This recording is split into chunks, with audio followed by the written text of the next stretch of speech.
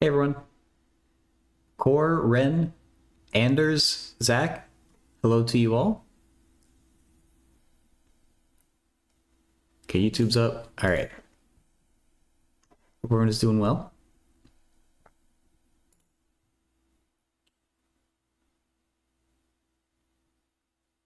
The what's up turned ass up weird? Really? Yeah, so when I was trying to type that message at first, I was doing the message first, but I think if you type something with a period at the start into Twitch chat, Twitch just like deletes the message or hides it or something. So I had to put the at first. I don't really know why they do that.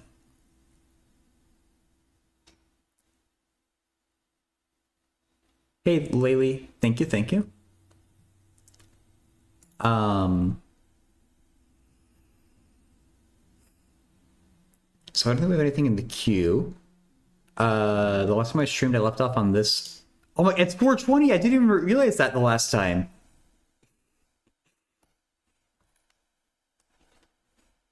Well, now we really have to get this one right.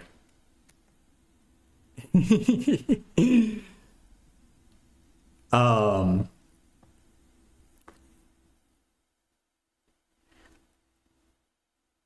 So yeah, I was working on this one the last time, and I was really struggling to figure out what the hell is happening with this plane. So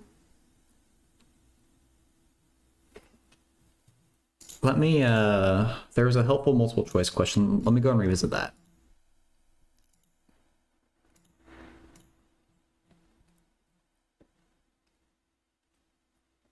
Okay, so the answer to 17 was C. Oops. It is red. I never finished it.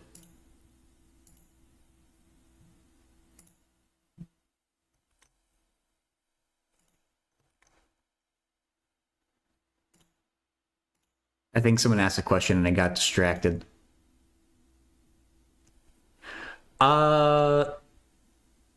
Twitch really be sending me notifications 5 minutes after the stream started. That sucks, Joseph.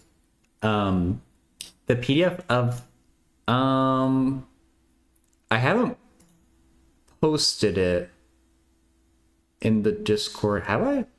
I can. Let's just say the PDF itself fell off the back of a truck and not question it any more than that.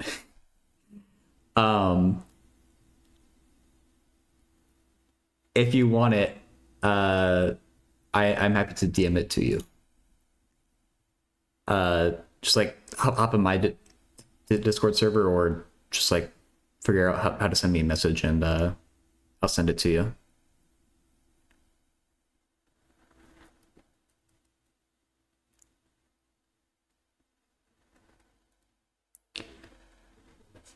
Um.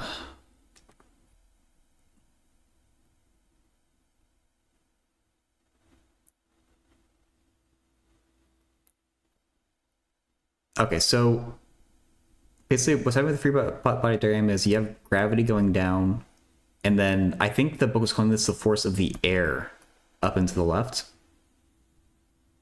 I mean, you can leave right after if you want, or if you're already in Penn Center server or something. I'm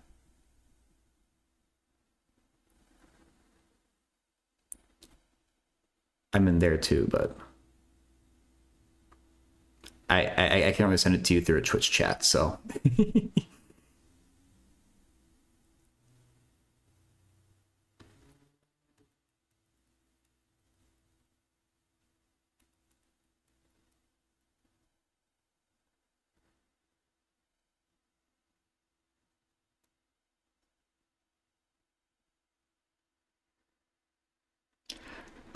Example C, it was the free body diagram for the plane. So how did I do that? I was hitting Control Plus. Did I do Control Backspace? I don't know. Just the free body diagram for a plane flying at constant speed in a circle. And I believe C was the right answer. Maybe we should check that. And I think in the word problem we have here, it's the same setup. Okay, yeah, C was the right answer. Okay.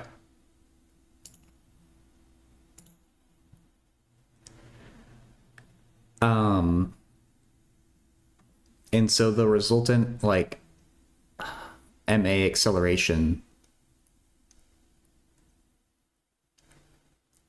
is just radially inward. I see you join the server. I'll send it to you. Message. Where is the file?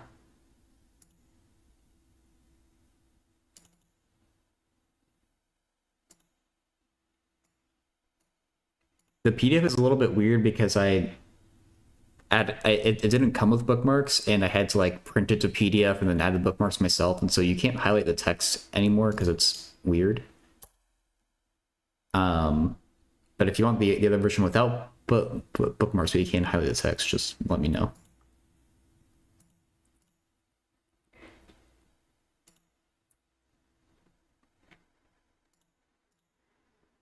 Okay.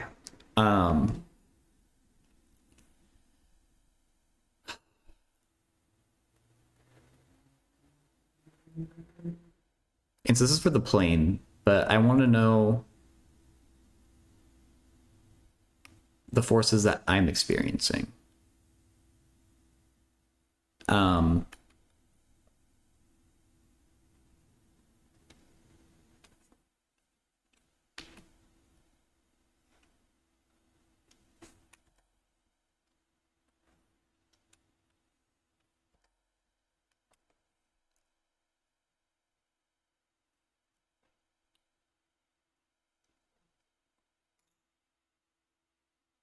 I now have a headache generator. True.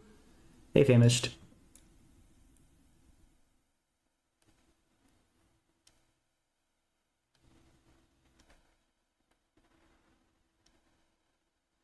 I shouldn't draw like a 45-degree angle. It's misleading.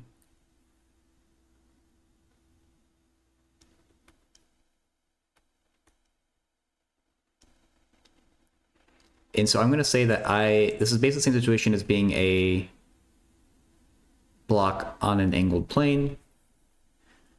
I am experiencing the same downward force due to gravity. I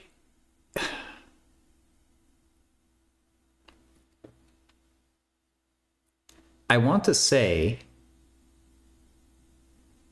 that I am experiencing an equal and opposite force to FA as a Newton's third law thing.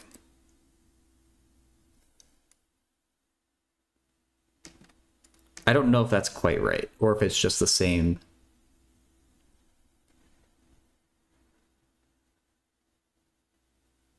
So wait, if it was perfectly flat,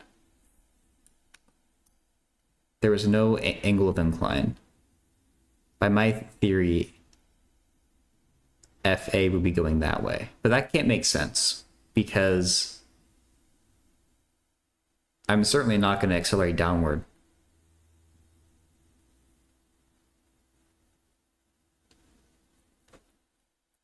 Yeah, I have gravity. You're right, Ren. I have a normal force.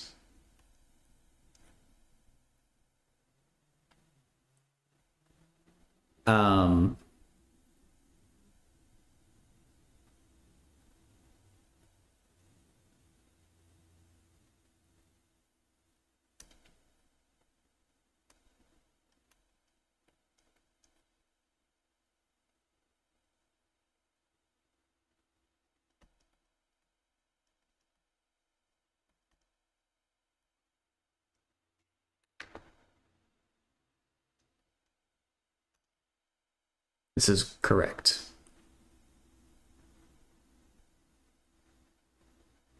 Really?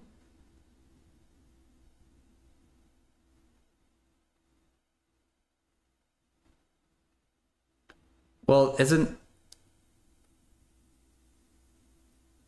Okay, maybe the gravity force isn't like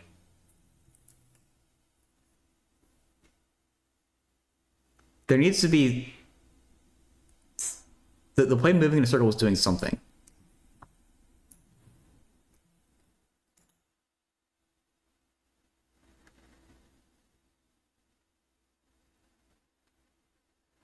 Oh, I sent you. Oh shoot. Um. Oh, my bad. I see exactly what I did wrong, Core. Oh, and that's too big. I can send you the other version. Wow, why did what I did made it so much bigger?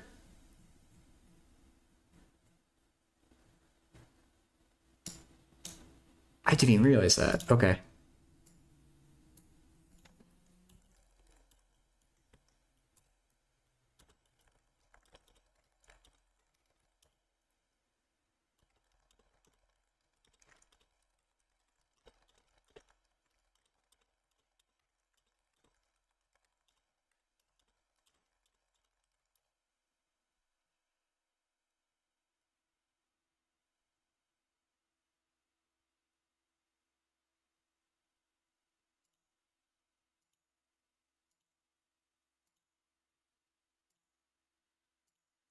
Sorry about that.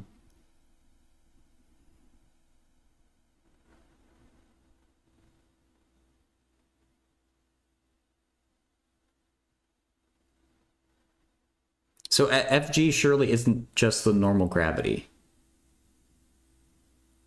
Typically, there will be one more force if the problem condition removes it.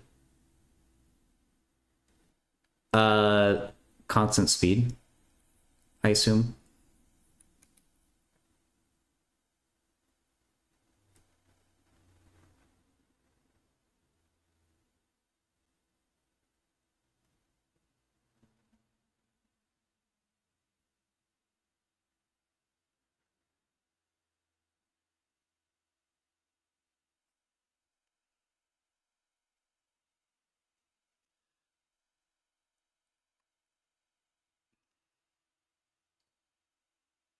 So the thing I don't, or the thing I don't understand about this, you don't feel like. Well, no. So okay, that's what I was confused about. So we're trying to find the angle so that we don't feel like we're getting flung to the side. Like that's the question.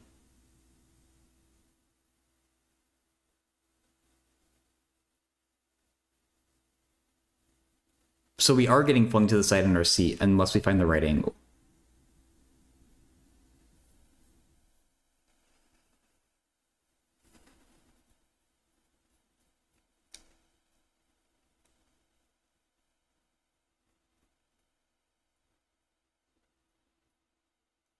If the seat was rough.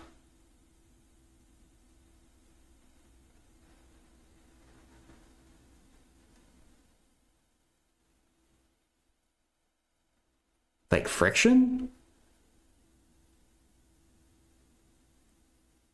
If it's smooth. Oh, okay, okay.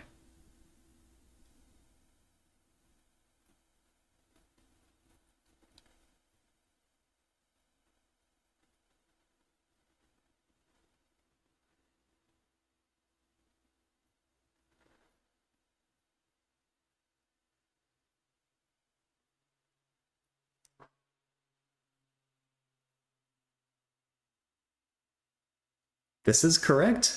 Pen. Thank you so much, Pen. Welcome in, everyone. I hope your analysis planning went well. I was lurking on you. Benbox, hey. Famous, hey again. Big Bang Pegasus, hey. For anyone who's new around here, I'm Don. I also do math like Penn Center. When there's a question in Q, I do some physics studying, or at least that's what I have been doing for the last long while, because I've just been interested in it. So I'm working on number 420. And we're trying to work out what exactly is happening to when a plane is flying in a circle. The Morgan's Law raid? Oh yeah, I saw something about that. Yeah, so you gotta do problem 420.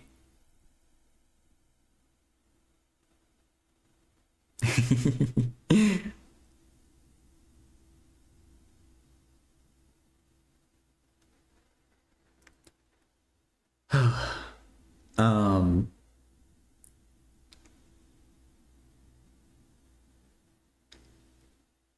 so the question is basically, if a plane is flying in a circle at a constant speed, what angle does the plane need to be tilted at so you don't feel like you're getting like flung to the outside?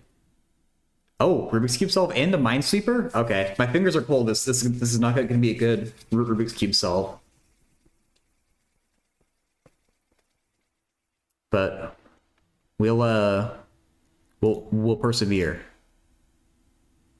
Where's my timer? All right, cube. Let's scramble it.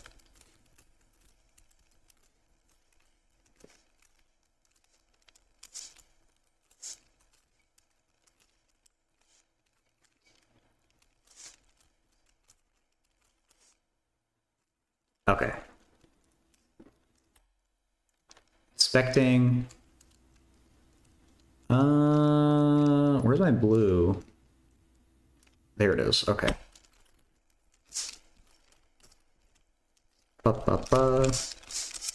Cold fingers are the absolute worst. It'd be illegal to have cold fingers.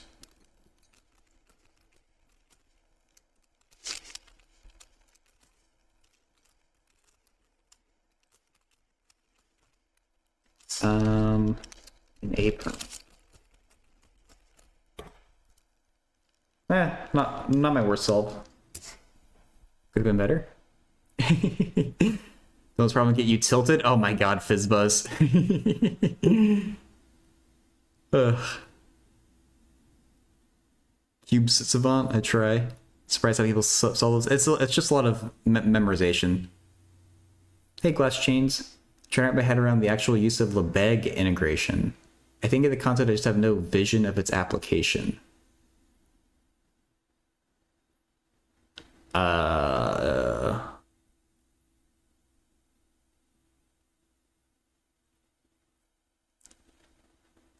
That's a good question. I don't know when it's actually like applied. I never actually studied it for myself. I only know the general idea. Oh wait, actually this stack exchange thread looks like it might be something. How hard is it to take a square cube match with another cube from a solved starting position? Ooh. That I assume it's no harder than solving a cube theoretically, but trying to wrap your brain around it will be really hard. Like, I feel like I have the tools I would need in order to do that. I just don't know how to use them. Oh, thank you, Zach. I'm curious to look at that too. And then actually, we still have to do Minesweeper as well for Anders. Go get dinner. My brain cooked. All right, enjoy, Hamish. Hey, Phobos.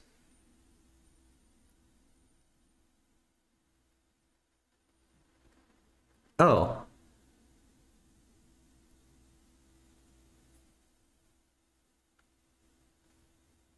Really? They're helpful for Fourier series.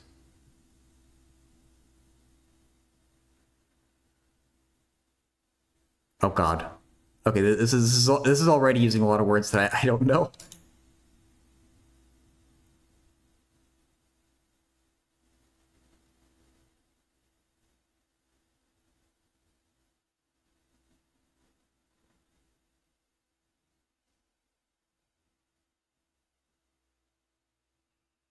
Huh. Okay. Make integration easier in some sense. That's interesting. All right. Thank you for finding that, Zach.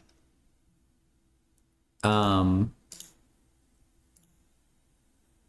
We're gonna talk a little about this in Act 2 of Infinite Series. Nice. Or Act 3. I can count, don't worry. And Uncle Talks. Thank you for the follow. All right, this is Anders's Minesweeper. Again, the cold fingers are less than ideal. That's gonna be a constant for me until summer gets here, though. So,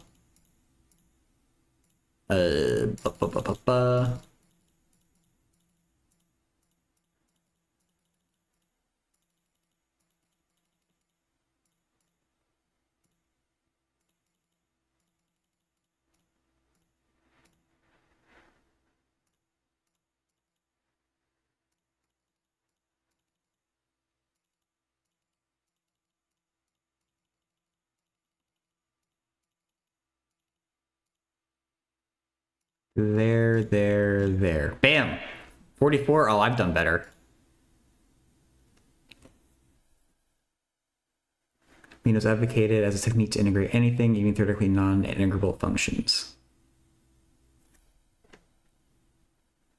Yeah, it sounds like the Lebesgue integral is just better than the Riemann integral. Or at least the Lebesgue integral does everything the Riemann does and more. It is how I'm reading at least the sentence. Hey, Matt Spell, welcome in.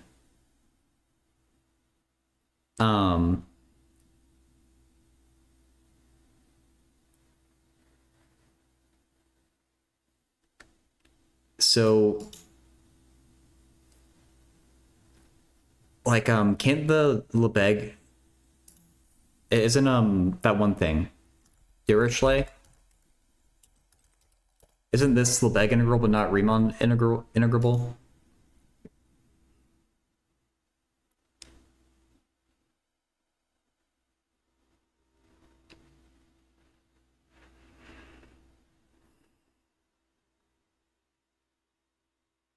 Yeah, okay. It is Lebesgue and not Riemann.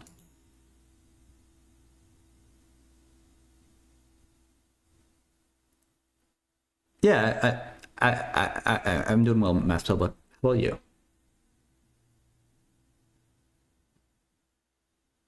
Yes, wait, yes. The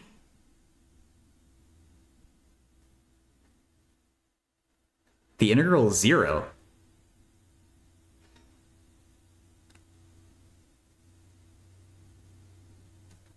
Because it is 0 except on the set of rational numbers, which is negligible for the Lebesgue measure. Huh.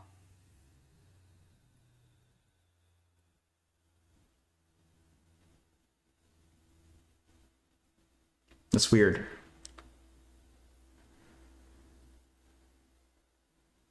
The measure of rational numbers. Okay, well, I guess I don't know anything about like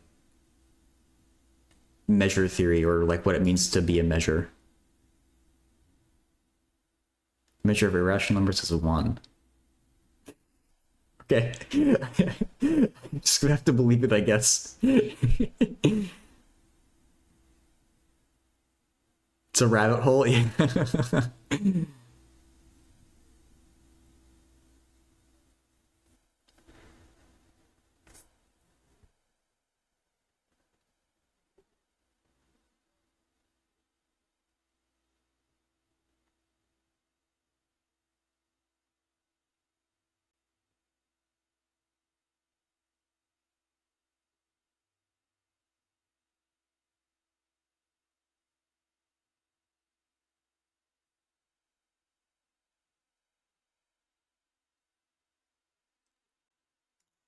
It's an I don't I was asked what an indicator function is. I shouldn't ask questions I don't want to know the answer to is, I think. What the hell is that? Okay, this might actually be a helpful thing to look at too.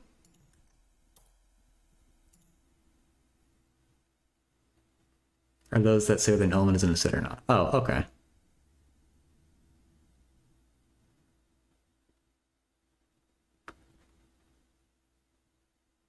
Oh, so they help you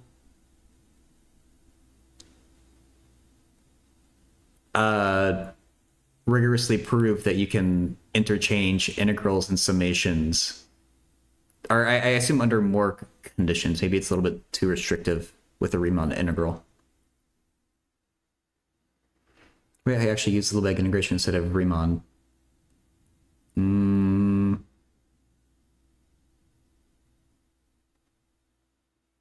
That's a good question I don't know the answer to.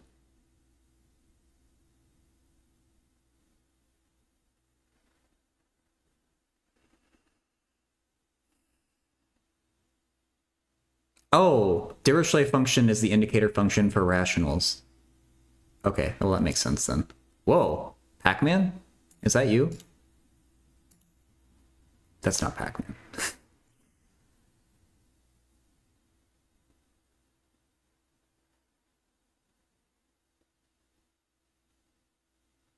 Okay, this is just like a generic. Okay.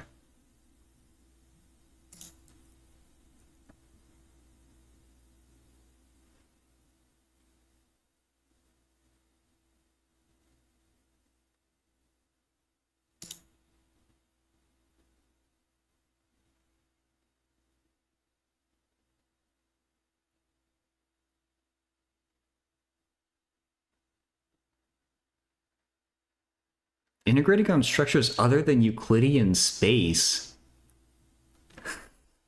I haven't even thought about trying to integrate something in like non-Euclidean space. That sounds terrible.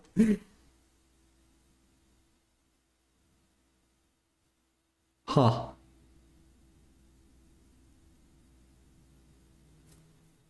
Ren uses a measure theory. Oh, that makes sense, yeah.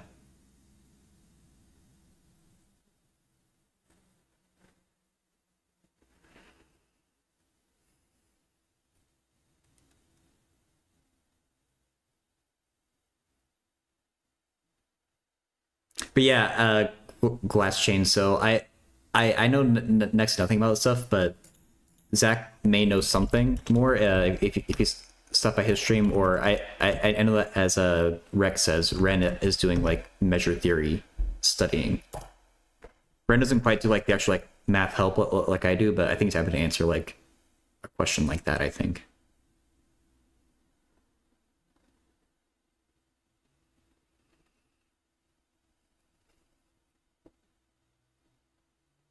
Yeah, that like I didn't realize this was something that people even did, and that's kind of like that's super weird to even think about.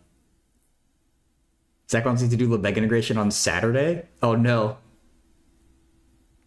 Wait, the analysis class is starting on Saturday, right? Oh, for the bonus stream.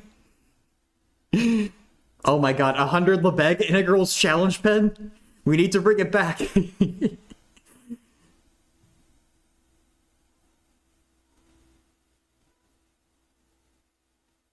Lebesgue sounds like a pastry.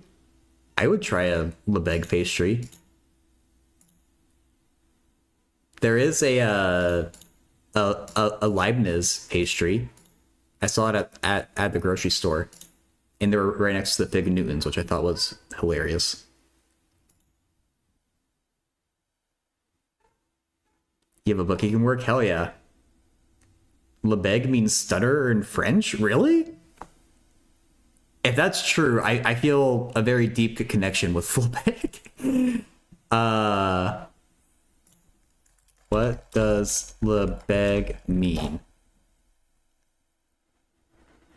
I should probably just use Google Translate, right? Dictionary.com. It's a noun for a French mathematician. Okay, what about just Google Translate? Lebesgue. Oh. Okay, well, what if I do stutter? Big? Oh, the stut. Oh, wait.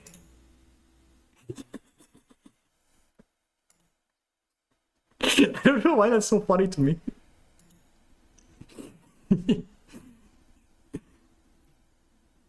Beggy. I don't know. Oh, yeah, yeah. Oh wait, I guess there's no S. Oh wait, wait, where does the S go? No, the S goes in the wrong place, right?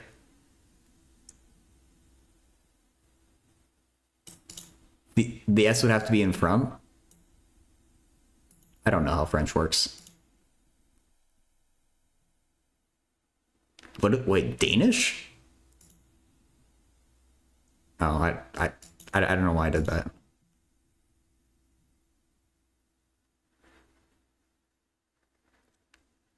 That's just beggy, not. I don't know. There's with the accents. I don't know what she's saying. Okay, Lebesgue. Oh yeah.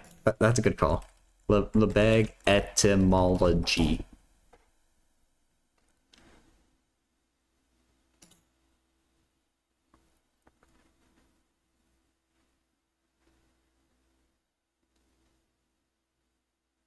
Oh my god, this person went deep.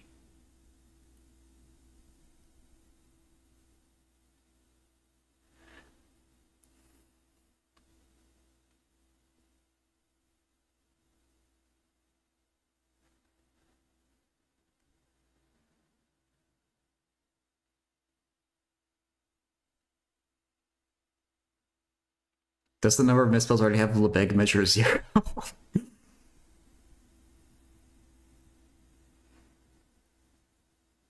He spelled his name wrong and it stuck. It's a great comedy.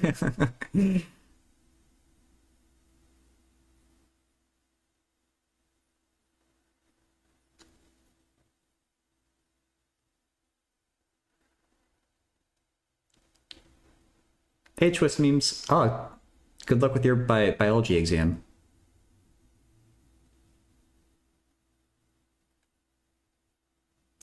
Oh my god, okay.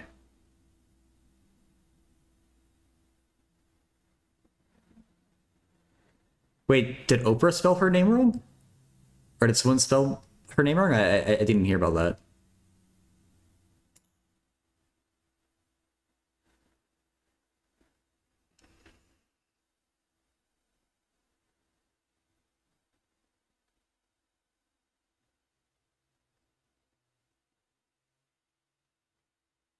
Okay. So someone made up Lebesgue, as far as I can tell. Oprah name misspelling.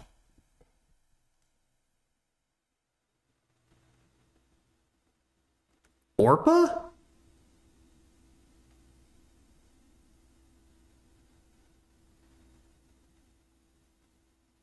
But her family always told it Oprah. Huh.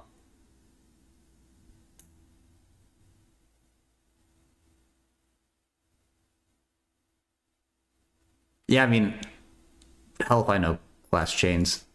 It makes me happy to believe that it's stutter, so I'm gonna believe it with all my heart. That's funny.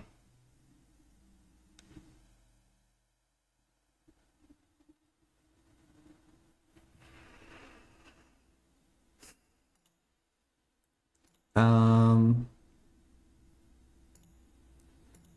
sorry, I'm just checking Discord. Okay. Well, that was a fun little like side quest, I guess. Back to the suffering.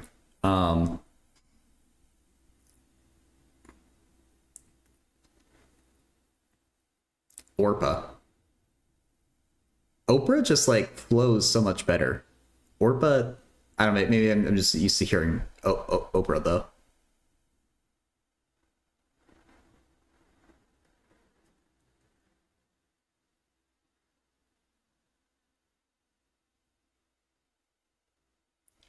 Um, I'm a big fan of Lebesgue of lobster milk. Orpa just sounds like orca, and I can't even do orca. Oh my god, that sounds like a Rick and Morty like on one of those episodes of Rick and Morty where they watch TV. I could see there being like orca, but spelled with an H, and it's like a talk show, but with orcas.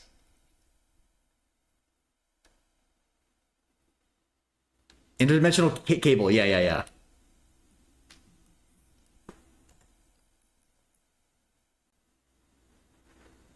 Are you tired of doors that go places and do things? I forget what the rest of it is, but it's like, come to someone's fake door emporium. Yeah, real fake doors.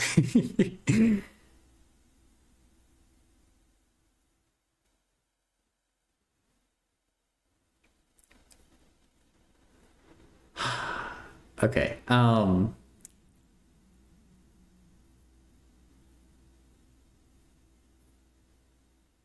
They were still two brothers. Oh, I kind of remember that one.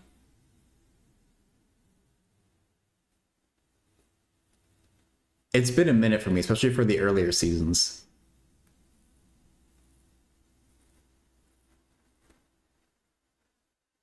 And we just came to our server. Yes, nice.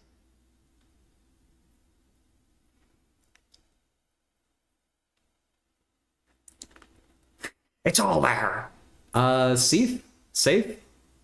Sorry if I'm pronouncing it wrong. Thank you for the follow. French name Lebesgue is of medieval origin. It was a Norman name for a person whose speech is affected by a stutter. The word begin was Old French slang for a person who stuttered. As such, the name is commonly called a nickname. Ooh, that's awesome, Glass Chains.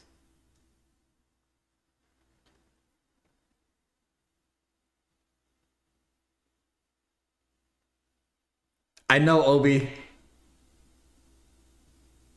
I demand a refund for this PDF that I definitely bought and didn't find. That emote is adorable. Who's this? Oh, okay. Love it. Probably translated as yeah. Maybe yeah. My grandfather stuttered. His grandfather stuttered, and you will stutter too, son.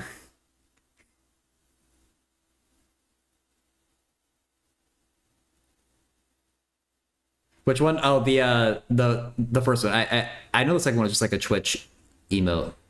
Tragic 1-3 stare. Yeah.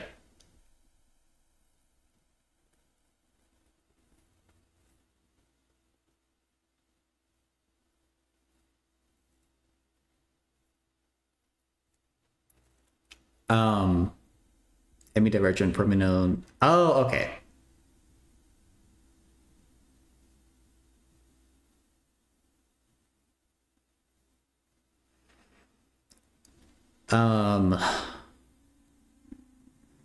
Okay, so Ren was saying this free body diagram is right, but I don't like it. Because surely, and don't call me Shirley, like we have to deal with this force of the air that the plane is feeling. To rebrand in a more positive direction. I think Tragic on Twitch is a good name too.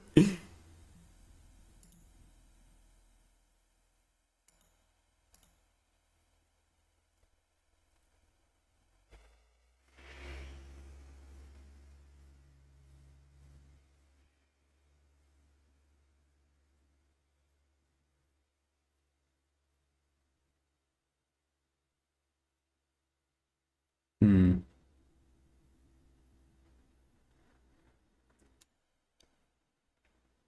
Okay, so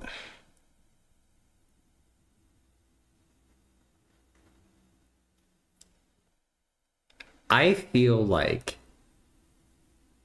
there just has to be an equal and opposite force. Like we take this force, we reverse its direction, and I'm feeling that. Because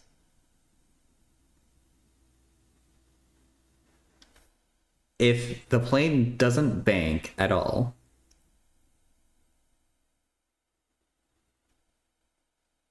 I would just be feeling a normal force right up,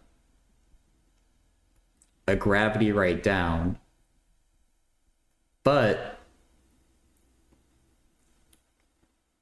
what?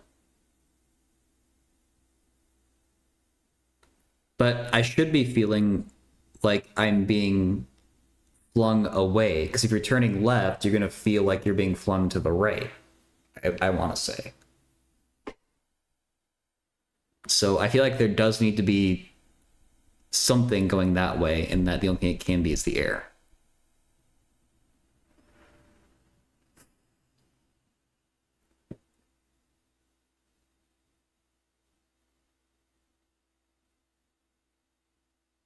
I even want to go a step further and say that this is just a feeling, though. I want to say that that's perpendicular to the plane, but I feel like maybe that's where it happens, like when it is perpendicular.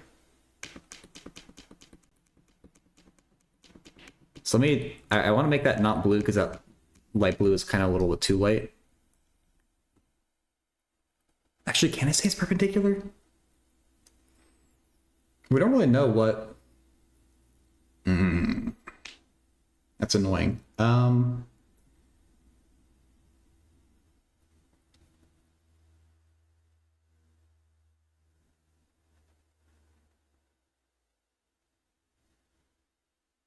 feel like it needs to be perpendicular, because where else is it?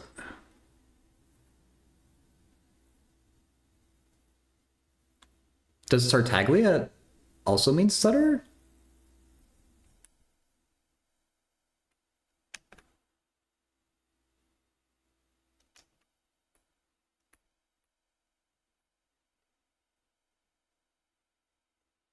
A character in pantomimes.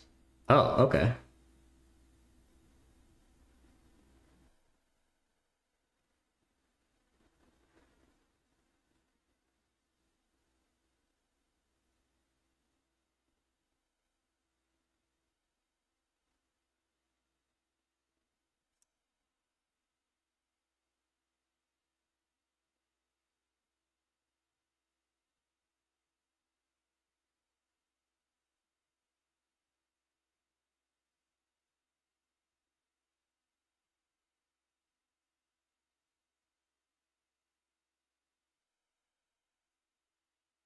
Usually the clown character may stutter, be old, be the fool. Oh, interesting.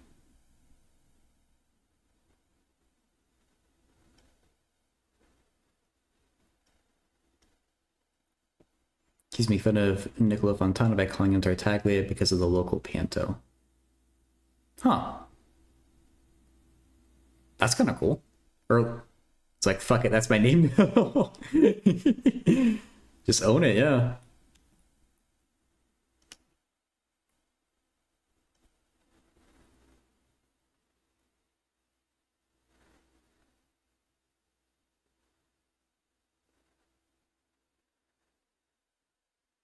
Hey, Crim. How's it going? JE exam in 5 days? Oh, good luck. I don't know exactly how they work. Is it the advanced exam or just the regular JE? Or am I misunderstanding how they work?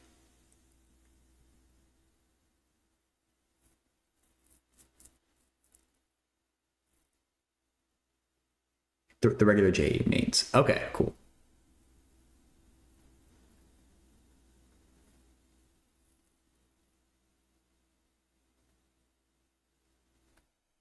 Okay, if this force isn't perpendicular, then I don't know where it is. So I'm going to call it perpendicular.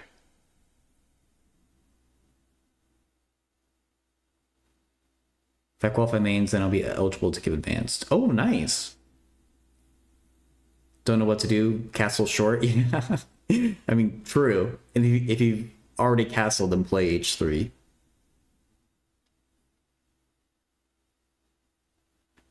You want to know how much of a fool I am?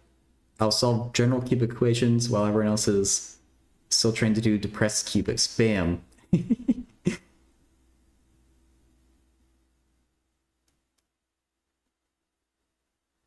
Oh yeah. Oh my god. I remember learning about that.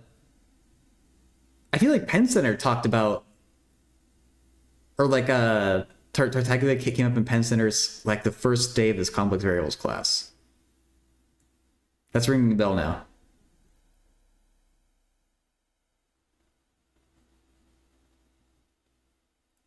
Yeah, I remember. Okay, and then yeah, there was also Cardano and Ferrari. Hey, you've been on a plane, the seats don't recline, so it must be perpendicular. True, Jed. Bingo, dude.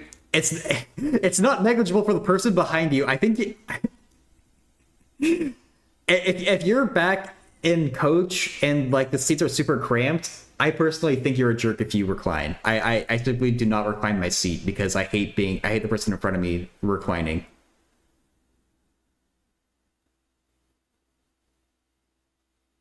There's a restaurant when apparently only 10 people pass or something. Oh, like for their exam? Oh my god.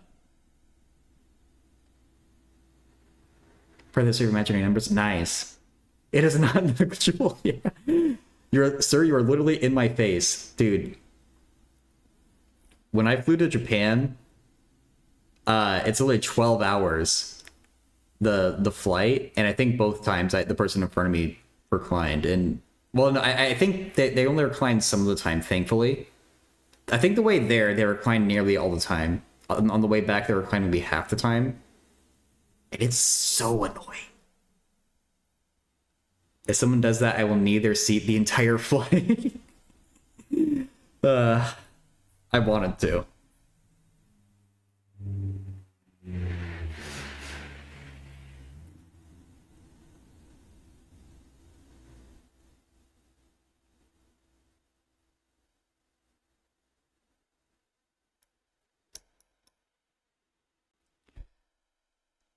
Um, could be worse. Let's see what that is.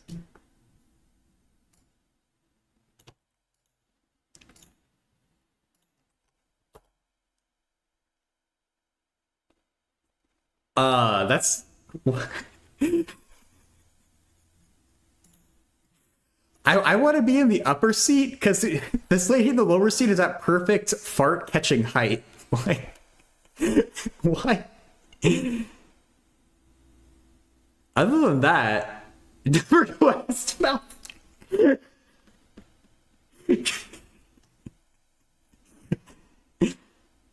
Honestly, the extra legroom though, I don't hate. I'm just not a fan of being at like the exact worst height, like inhale farts. Human centipede plane, yeah. This looks terrible.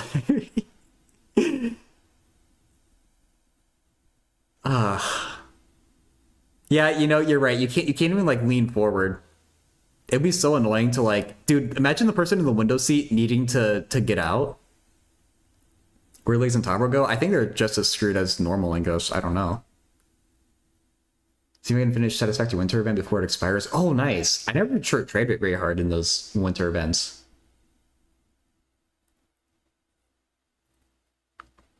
Put them up and over? Not true. Just really make it shitty for the people at the bottom. They have to deal with the fart gas and also the dirt from people's shoes raining down on them. The rectangular panels might be fold-down footrests. Those are a little high, though. I imagine they seem more like trays to eat from to me. And where do you even eat if you're down, like, below? It's just like me to fix my building weight? Yeah, fair.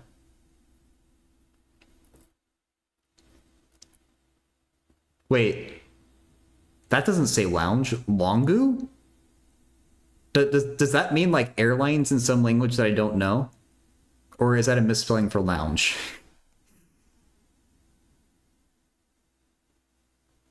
That says longu right there too. I don't know. That's probably an actual word.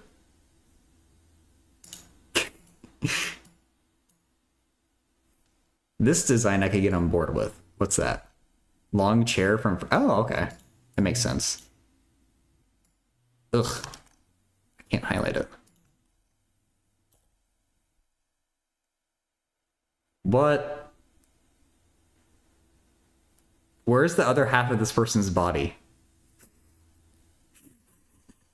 This looks like one of those like magic tricks with like a you have someone in like a big box and you cut it in half and you bring the two halves apart. In the pit behind, under the desk portion, the person in front of them. Huh. Oh, like over there. Oh, wait, you can't see my cursor. Over there. Okay. And that's not bad. You just have your own little space.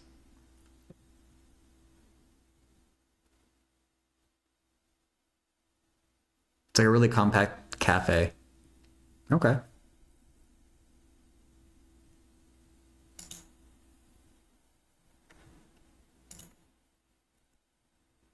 Non-Euclidean geometry. I bet, you know, if you could have like a non-Euclidean plane, you could probably have some creative like space saving seat arrangements.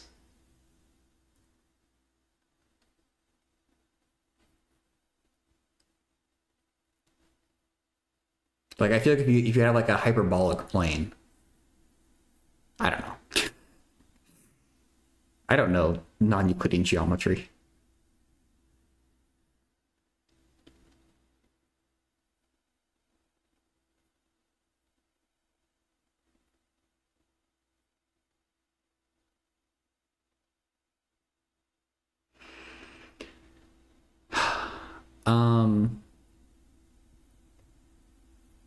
We can't load planes efficiently. No way we're going to design the interior efficiently. That's true. Yeah.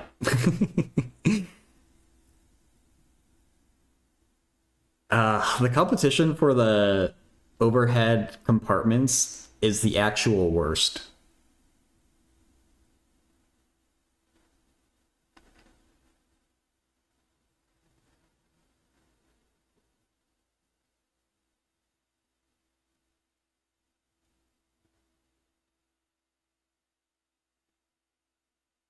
Actually, what makes me even more mad are the people who line up to board before they're called. That gets me like livid in my head.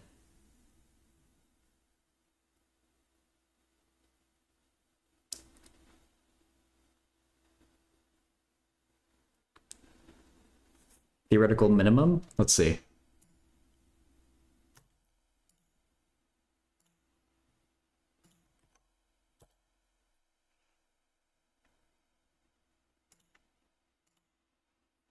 If you try to board before your time, you get new boarding at the end of the line. Like, yeah, like they need to be booted to the end.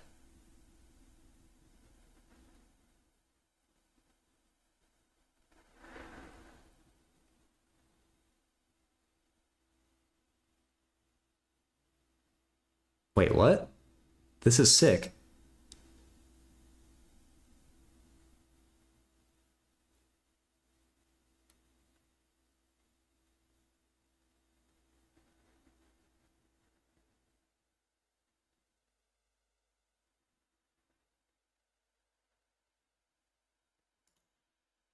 How do you take these? Oh, are they still happening? 2011, 20... Aw.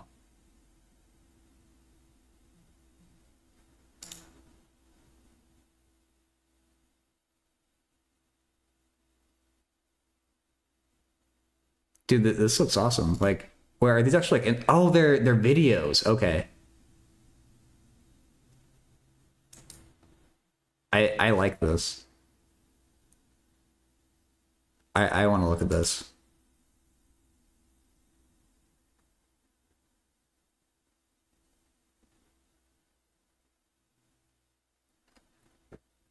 Oh, he even groups special relativity in electrodynamics as well. Just like this book does. The lecture Leonard Susskind? Susskind? Try to. Oh, yeah, I already read that.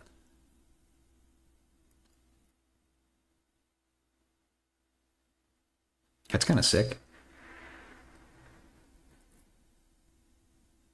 I saw it was Stanford, and I was wondering if it was gonna be like an open course actually in person. And like Stanford isn't that far from me, but videos are definitely more convenient. He's a good source of knowledge. Oh, cool. I want to keep that open because I want to look at it. Actually, let me favorite it.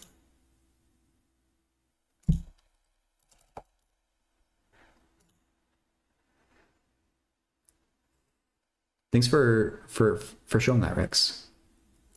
Okay, I got it bookmarked.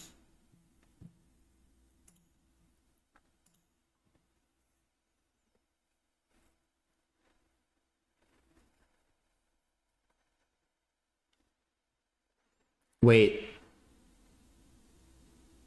if it's perpendicular, it can't be perpendicular.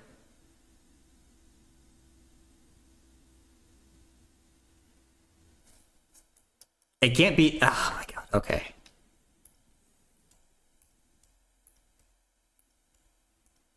If it's perpendicular, it can't provide. It needs to oppose the component of gravity that goes down. That goes parallel to the plane. So it needs to have some type of component parallel to the plane also to cancel that, right?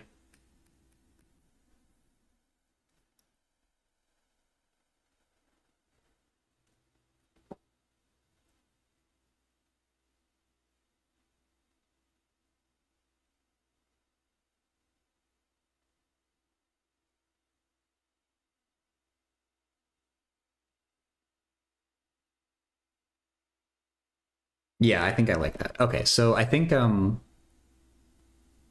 gonna draw my FA like that. Okay.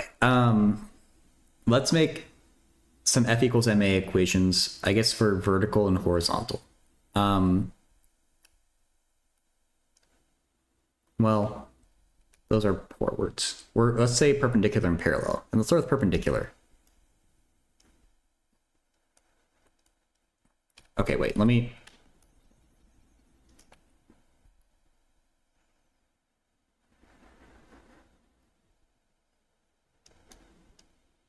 A perpendicular is equal to 0 is equal to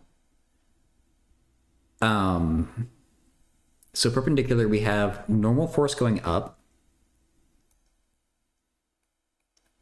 minus the component of gravity that's perpendicular. And I always forget how you do this.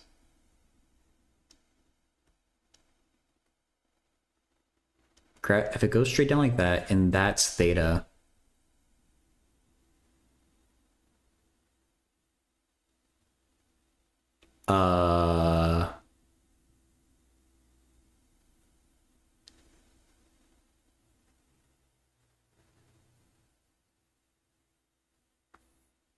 why does this always trip me up?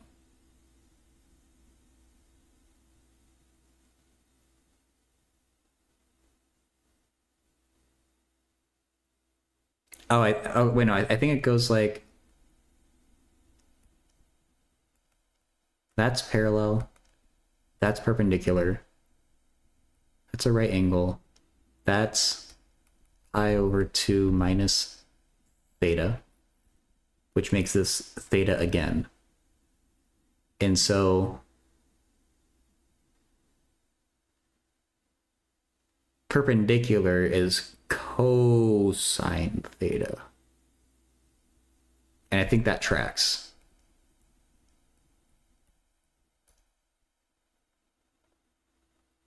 Yeah, I think that's okay.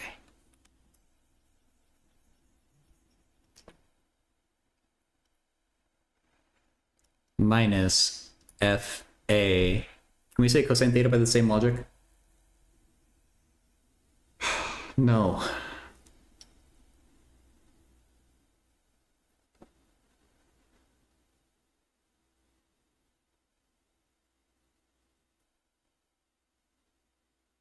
Yes?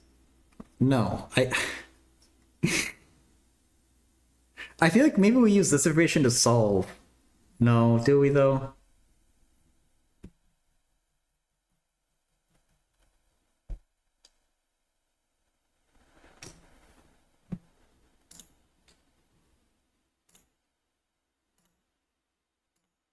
Hmm.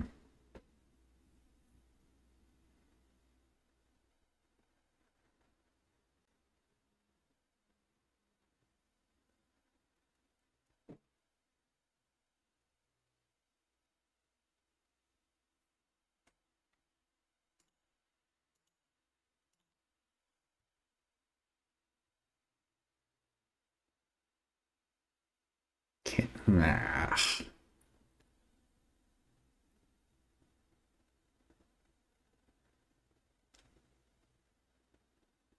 I hate that. Okay, do we need to go back to just the plane scenario, figure out what FA is there, and use that information for the me scenario?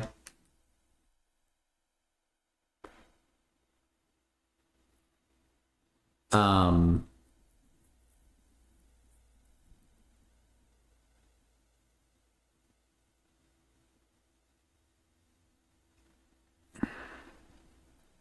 Welcome back, Famished.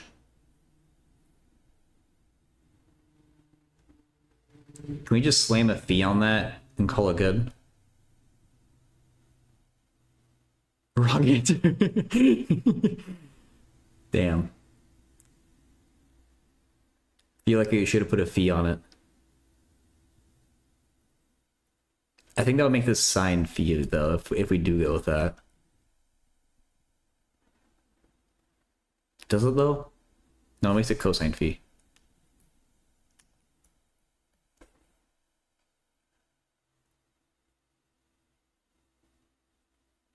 Oh yeah, no, I knew that was just a joke.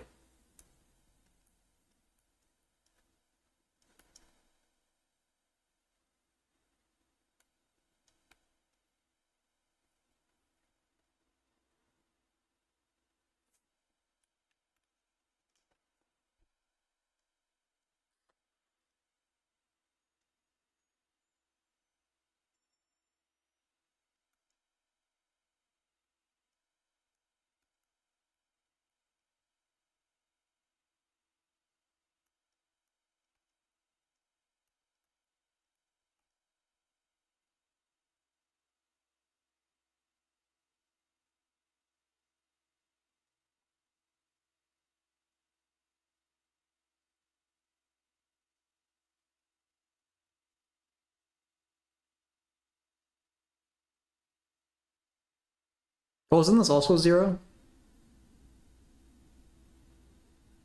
Wait, no, it's not. We do need to have the same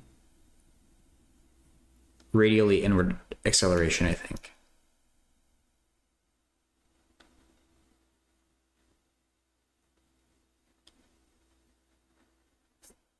Okay, yeah. And that's what I was wondering before. I initially wrote another MA here and then I erased it because I was going to do this, but then I didn't think it was right. But I think maybe now it is right.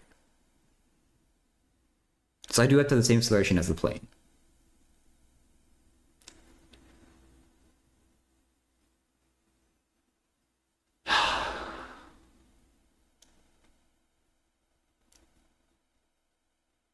I hate phi though.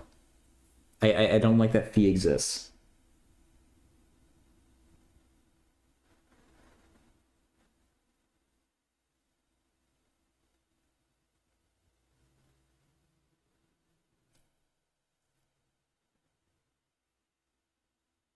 It just feels too arbitrary, right? Like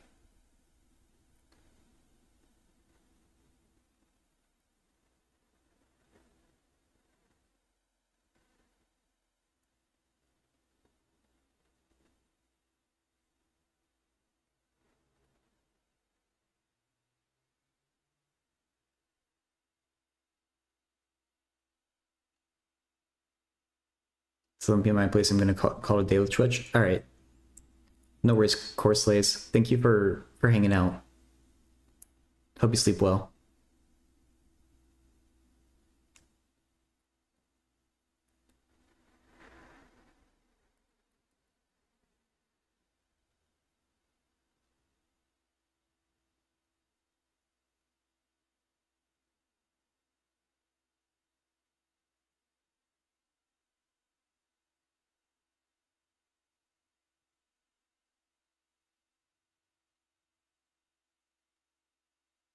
Parkour.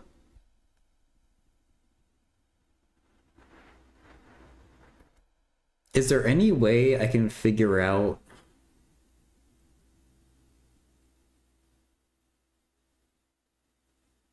we are given V and R, right?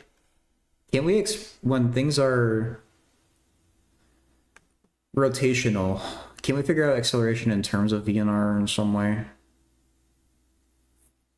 Oh, have you heard of him too, Fembox?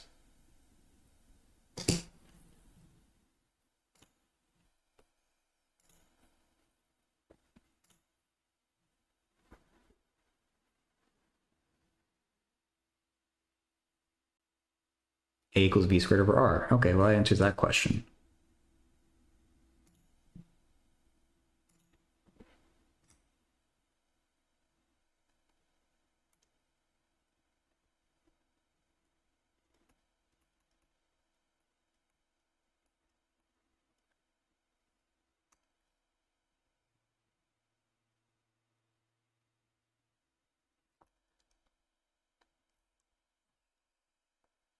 You recognize a name? Okay.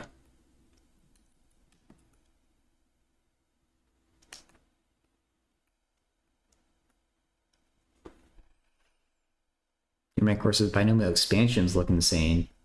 They're cool. The formula looks really mean, but they're not that bad.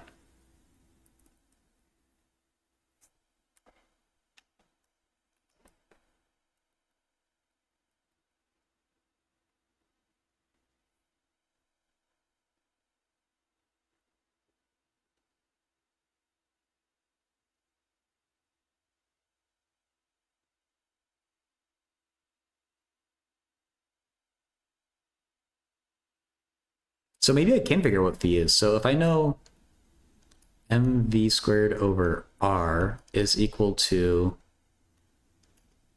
fa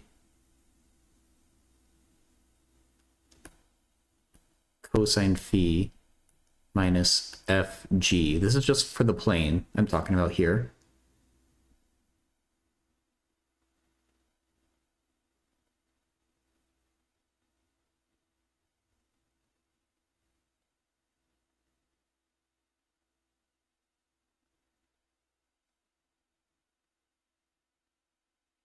Then I could solve this for phi, right? And I should be using mg.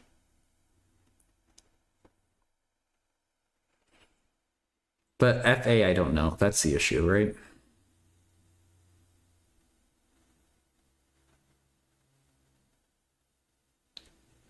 I still have a lot to do to get to those. My progress has been slow, but as soon as I get through it all, kind of ease myself into more advanced math. Yeah, it's good that you're focusing so much on that like fundamental stuff, because a lot of students find it boring, which I don't think you even do, but like a lot of students wonder why they need to know things like, why do I need to be able to solve x squared plus 2x plus 1 equals 0? And that's because when you go to study calculus, you have to do this little problem like 4 times in the same problem just to get an answer to a calculus problem. So it's really good to know that fundamental stuff, because it does come up once you get into higher level stuff. Have fun, just procrastinate sometimes. Yeah, fair. Ease yourself into linear algebra with Zach and me. The angles in your pictures, wondering if there's a relationship between them. That's what I want, Fembox. Yeah.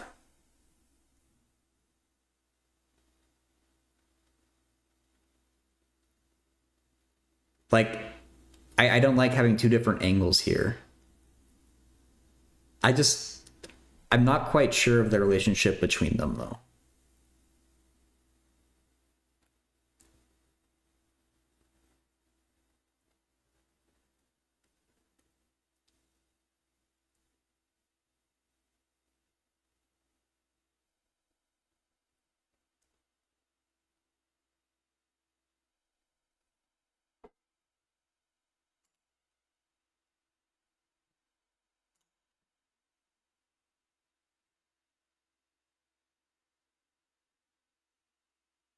Hmm.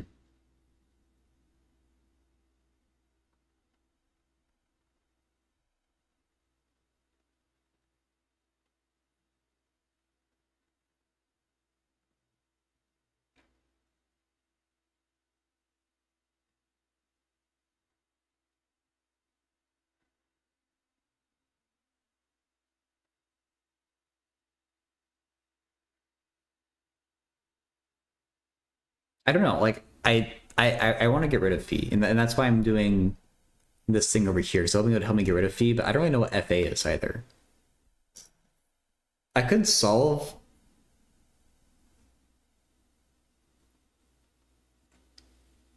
Ugh. No, I don't know.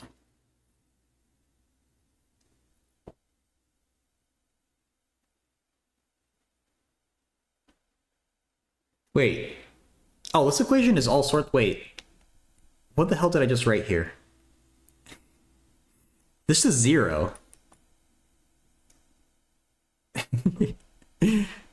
mv squared over r is fa sine phi.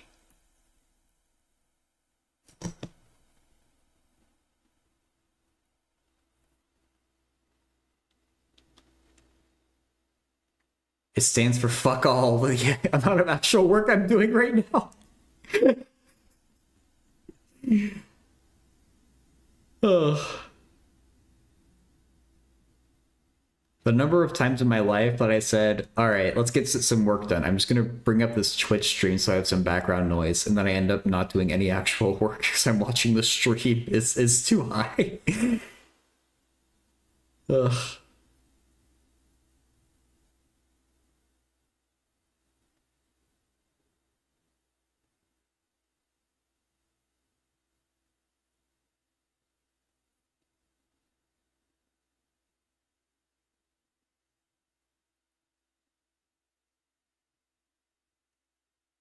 Not me watching Outer Wilds DLC playthrough. Yeah.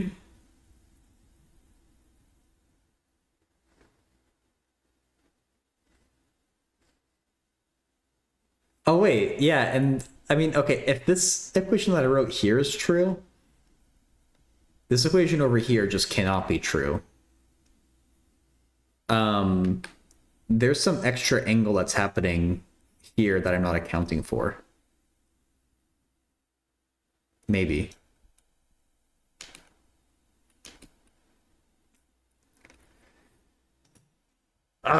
This problem's annoying, but it's 420, so I'm gonna do it.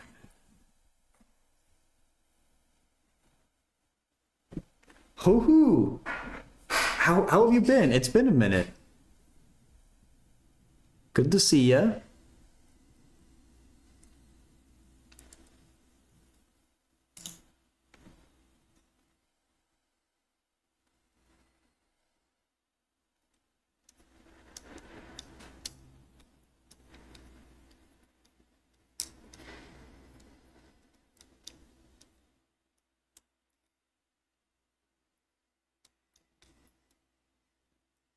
I'm doing good too. We were actually just talking about a French mathematician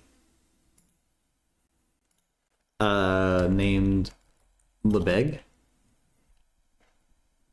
And I don't know if it sounds familiar to you, but apparently, let me go here. Like his last name, Lebesgue, that I'm probably not pronouncing right, means something like stutterer, or like someone who stutters. Like, oh, hey, French.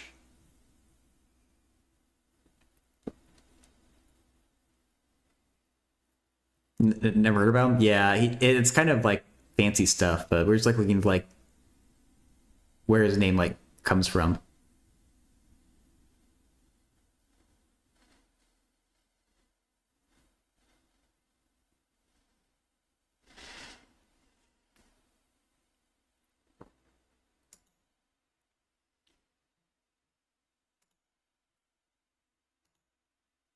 Anyway, it's good to hear from you.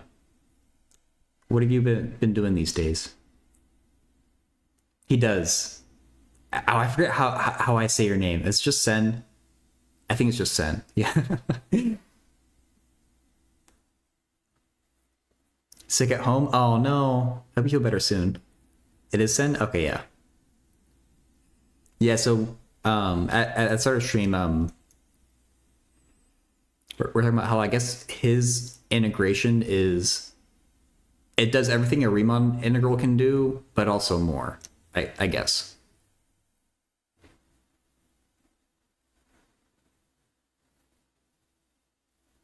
Yeah, as Puig says.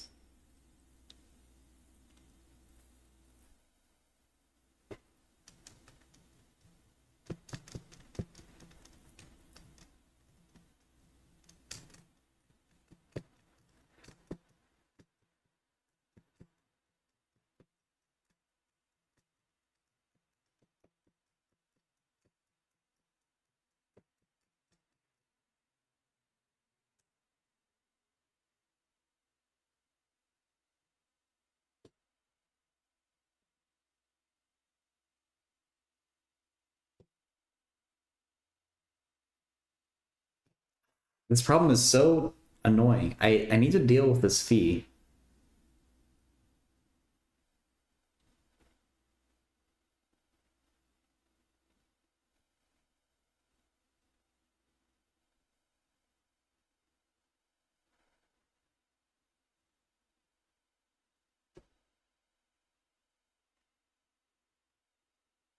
It looks rather simple to me.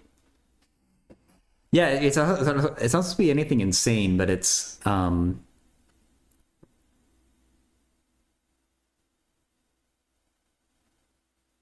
stumping me. I don't know, Senator, you're not a real mathematician.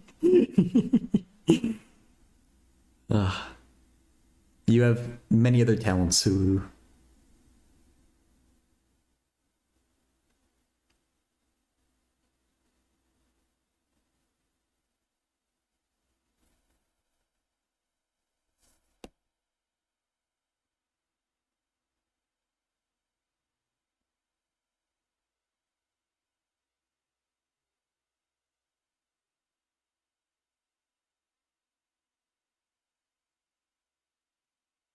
You know what? Wait, the last time I heard from you, I think you were also sick and stuck at home. You need to be sick less often, hoo hoo.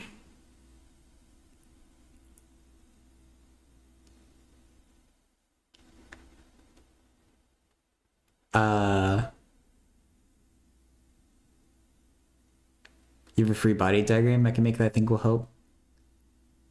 Sure. That's what, like, I think this is my free body diagram for the plane. I have the same handwriting as doctors, but I write a little better. I'll take it. Thank you. It's a little better. It's good enough for me. One should suffice. I mean,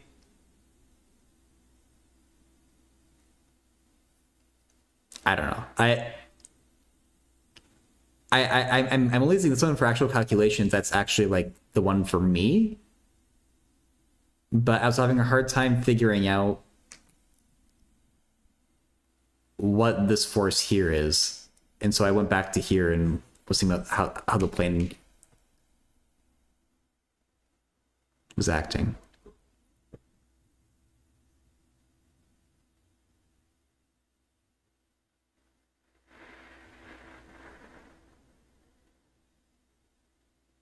It is kind of crazy how pharmacists can read a doctor that says like their prescription just looks like that to me, and a pharmacist can read it perfectly.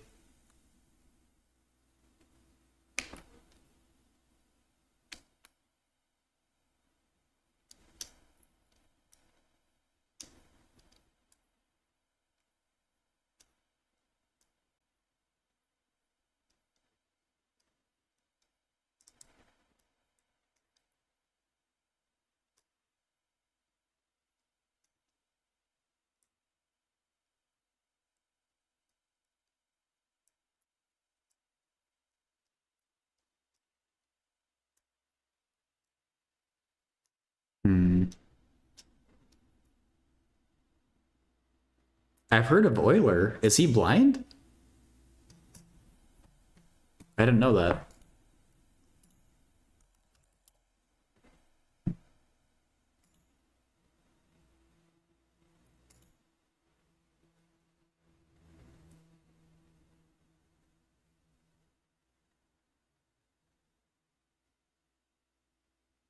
He got blind in his later years. Oh, look at that.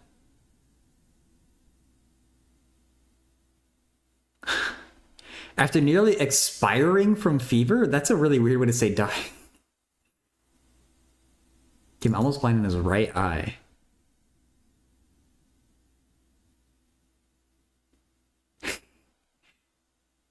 This, the cause of his blindness remains a subject of speculation. I don't. For the word speculation feels like a pun to me. I can think of like spectacles though.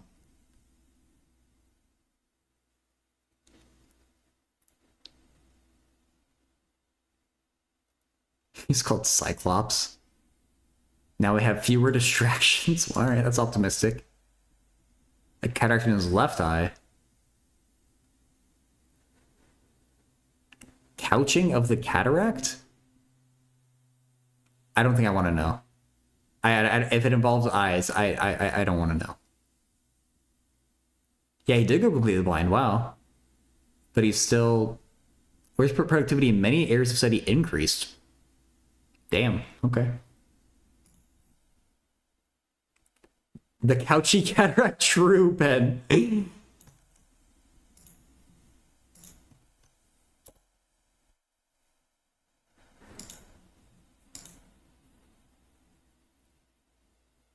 Circle is the plane.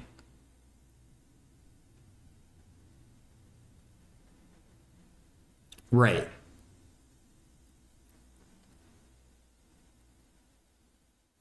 Like 1700s Hawking? Yeah. That's not a bad comparison, it sounds like.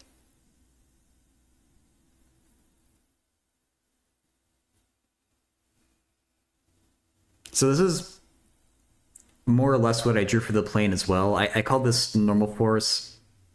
Oh wait, so how do you make the claim that this theta is the same as this theta? That's what I don't know how to justify.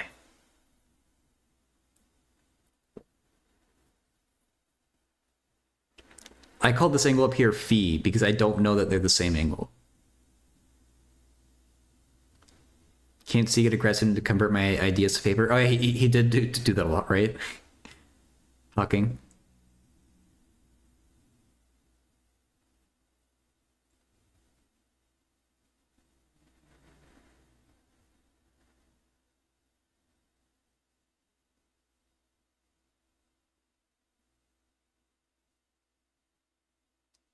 Why is the normal force?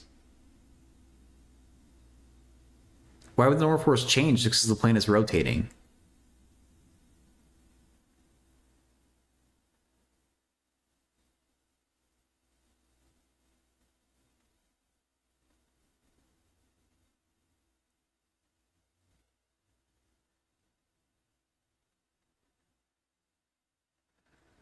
I don't know how we're supposed to know that.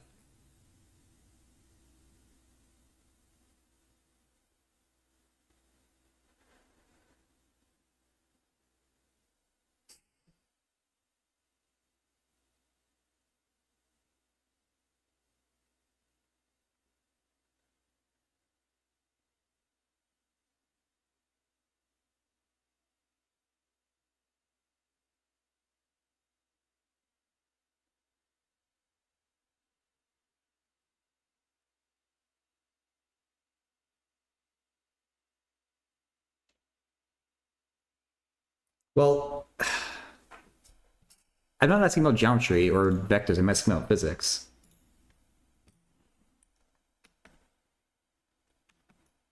Like, why is a plane?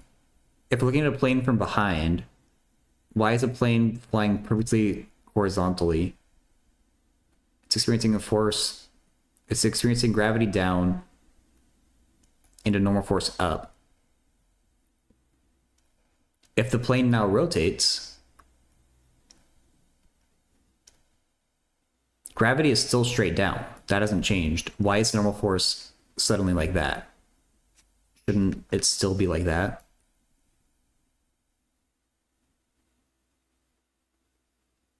And so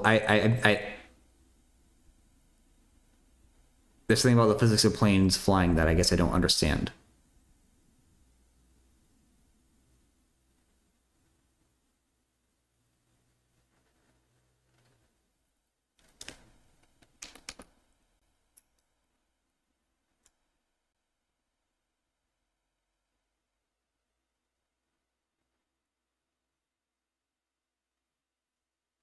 Lift.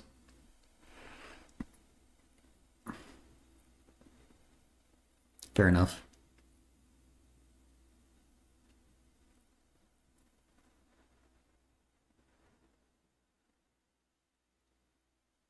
Those answers we know from school are pre-17th century. Yeah, I mean, the recent ones we just can't really understand.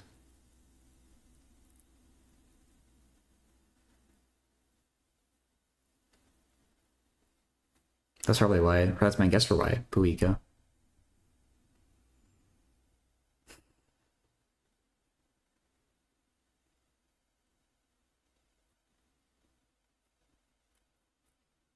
Additional acceleration in the x direction, so it changes to counteract both.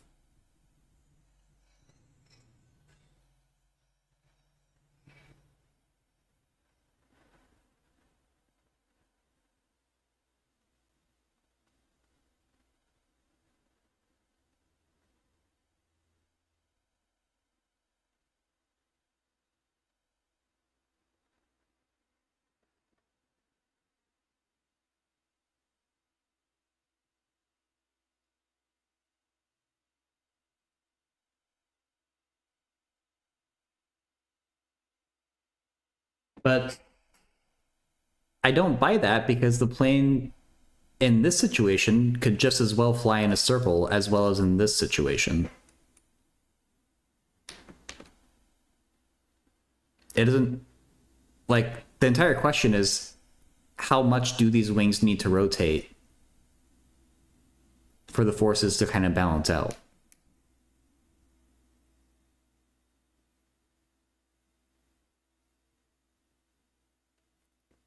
Well, I mean, that's kind of the point. I mean, I don't know, making one side of the engines go harder than the other. Like, I don't know, like, physically how it works, but the question is asking, like, how do we vary this angle theta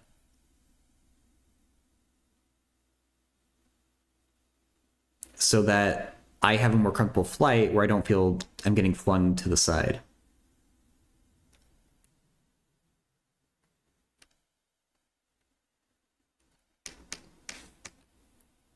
You did your first math Olympiad today, Lucas? How'd it go? That's awesome.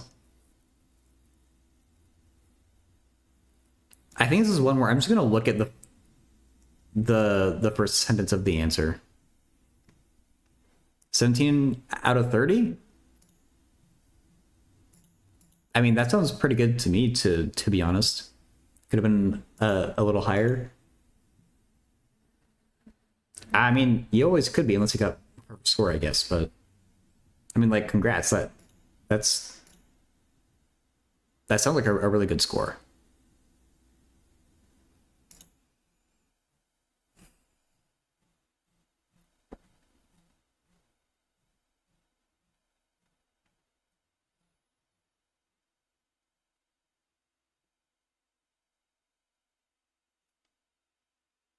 One is easiest, 30 is hardest. Oh wow, so you got the easiest one wrong, but you got harder ones right? That's funny. It's better to get the harder ones right, I'd imagine.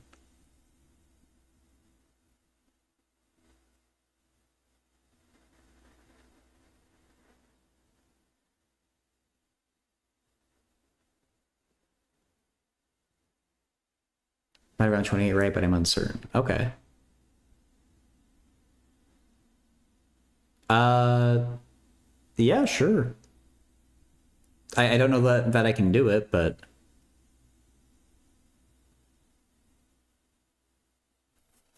wait, am I not understanding the question right?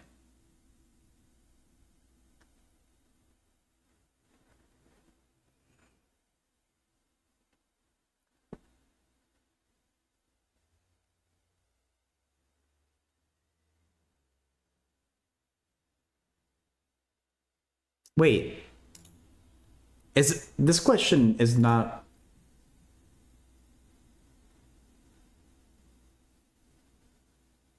I feel like this isn't phrased right.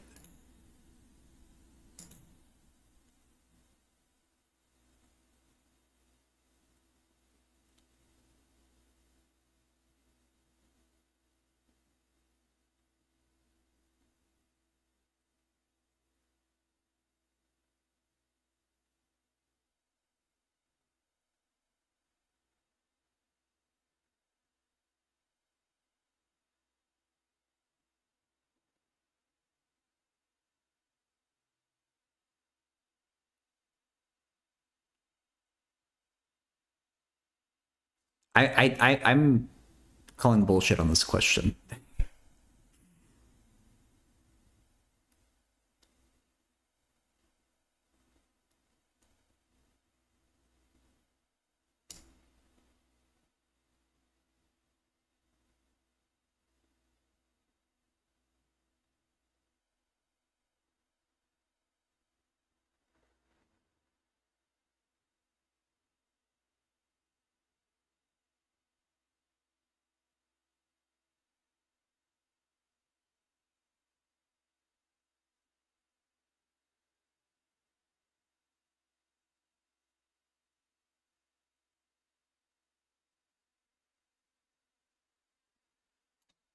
It like my issue with this is they should say given I don't feel like moving phone to the side of my seat.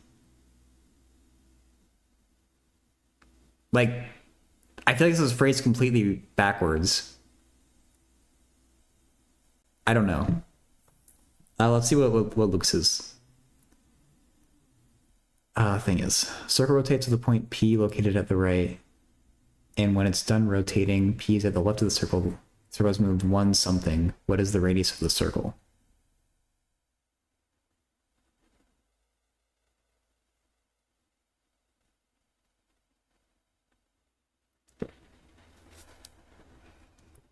Uh,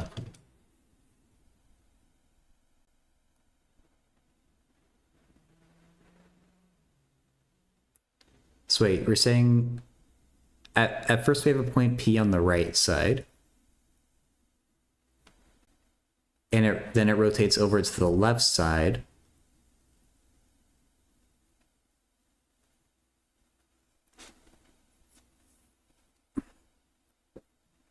And the distance it's moved along the circle is one something. What is the something?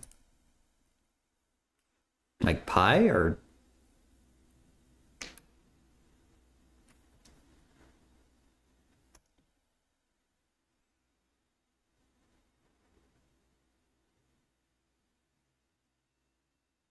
Oh, okay. Well, the entire circle moved one.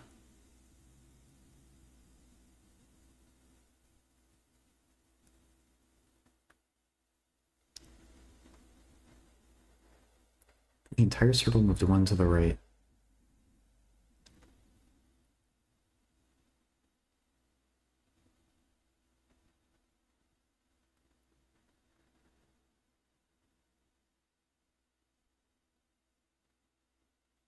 Wait, so it's the circle is both rotating. I chose like as counterclockwise here,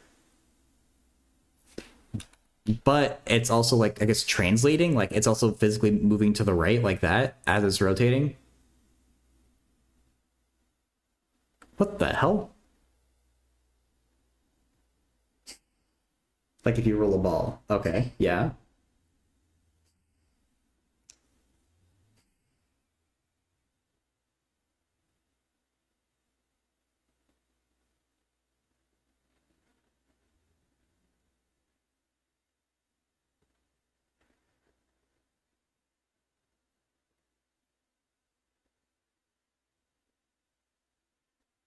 Okay, so I think maybe let's redraw this.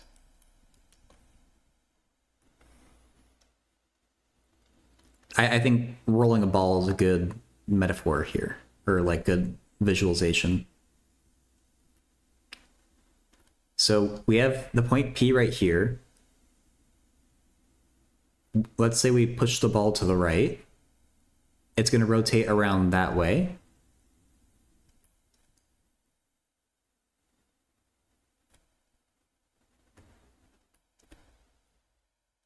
And it's going to move, I guess, 1 meter, just to put a unit on it.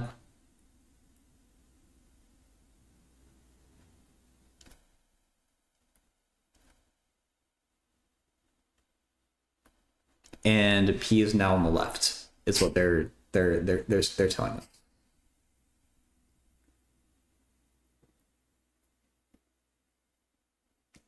Okay, I think I understand this then. I think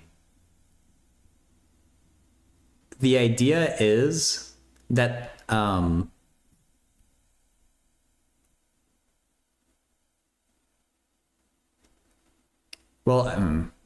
the idea is that this horizontal movement, I think, is the exact same thing as the arc length. The circle has to have moved. No? Really?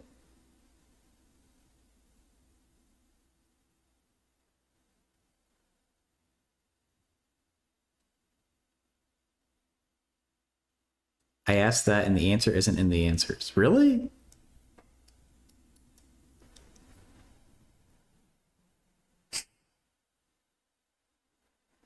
What else could it possibly be?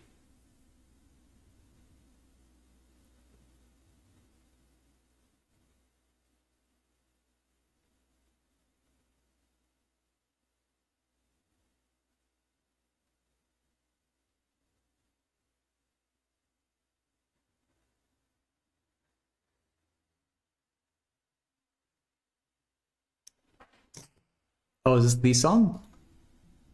Oh no, it's a different song. It's still a good song. Yes, this is the other banger. One of them.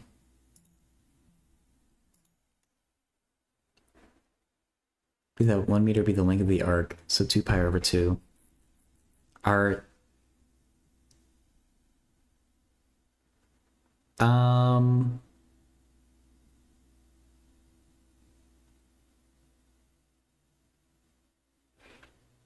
well, wait. So it's basically, let me see what answer I would get if it is that. It means that a 180-degree or pi rotation gives 1 meter of arc length. Looks like a smiley face. S equals r theta, where theta is in radians, right? We'd say 1 equals r pi. So I would get radius as 1 divided by pi. Was that an answer?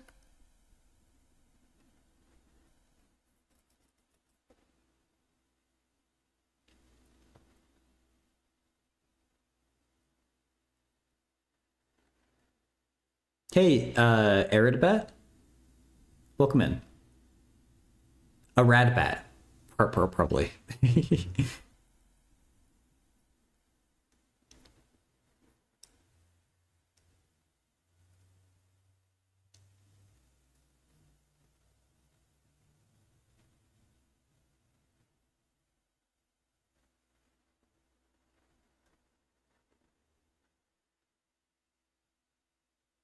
I'm not sure what formula for arc length you're using there.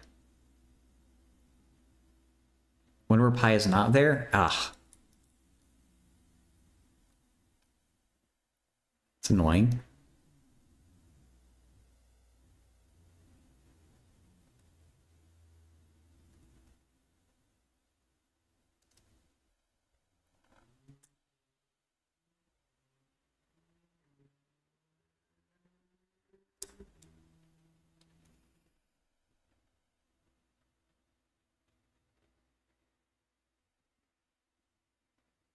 Which country math is this?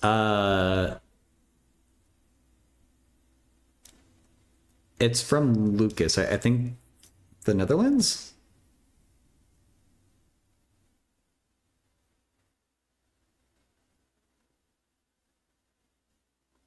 Possibilities are 1 over pi minus 2, 3 over pi, 1 pi over 3, pi minus 2. Really?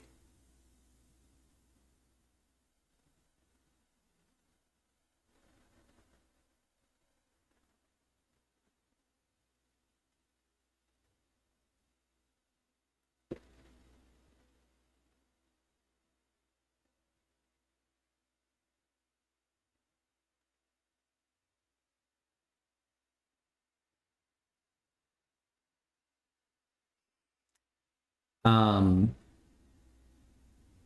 that's annoying. I don't know what's wrong with my answer.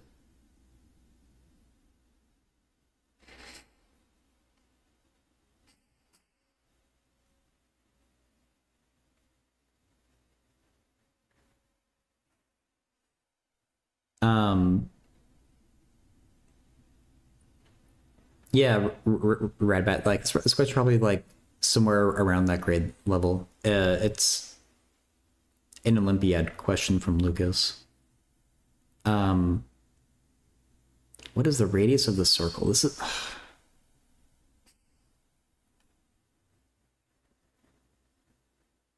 P's at the left.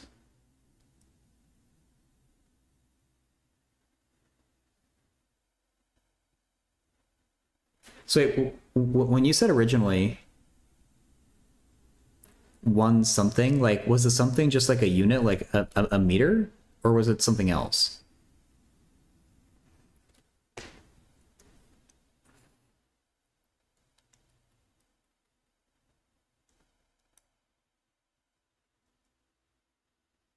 But is it like a number? I guess is what I'm asking.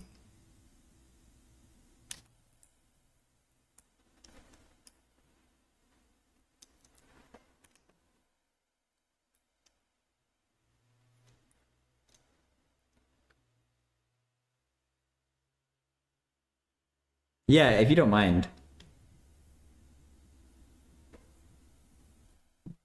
Uh, Aditya,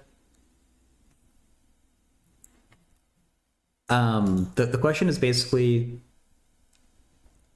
you have a circle with a point P on the right side, or I guess it's maybe easier to explain it as a ball. As the ball moves to the right, it rotates to the point where P is now, traveled all the way down and around. It's now on the left, as I drew there.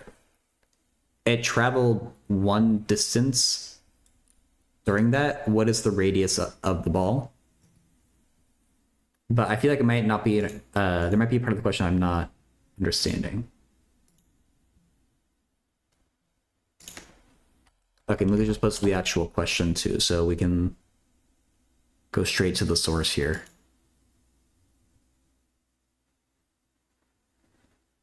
Oh, the one. Okay, I didn't do the one part right. One is the distance.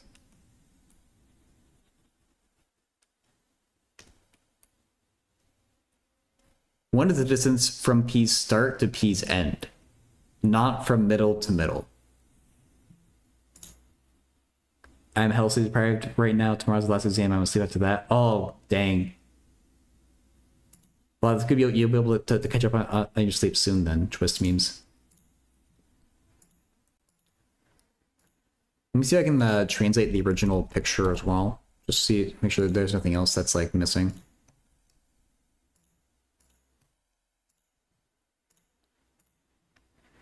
So that does make it a lot harder.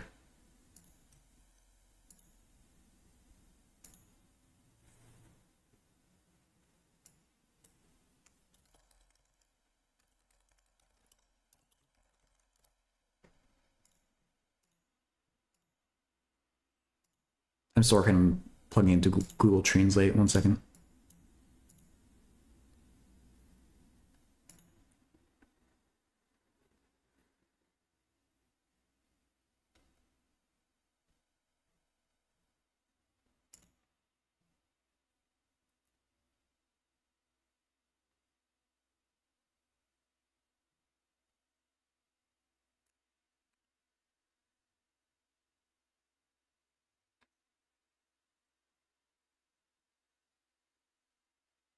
Interesting.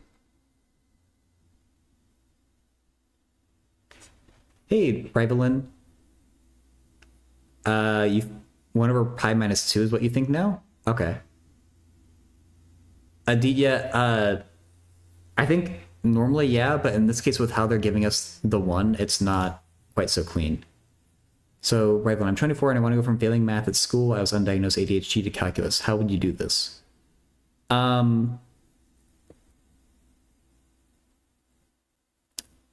Realistically, probably YouTube videos. Like, about where did you leave off? Revlon, or like, what's the last subject you remember feeling confident in? I'm just kind of curious, like, how close to calculus you are. If it's 1+1, I give up.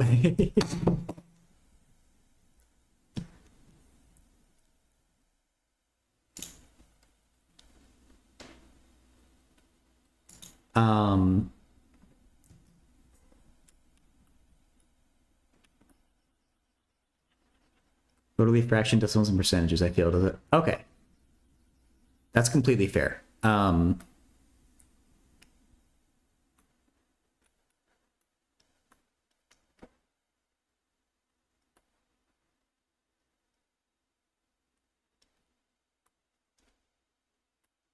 trying to think of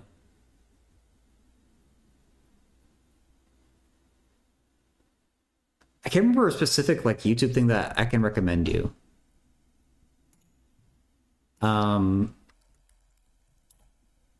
me, but there's OpenStax that just has free textbooks that you can look through as well.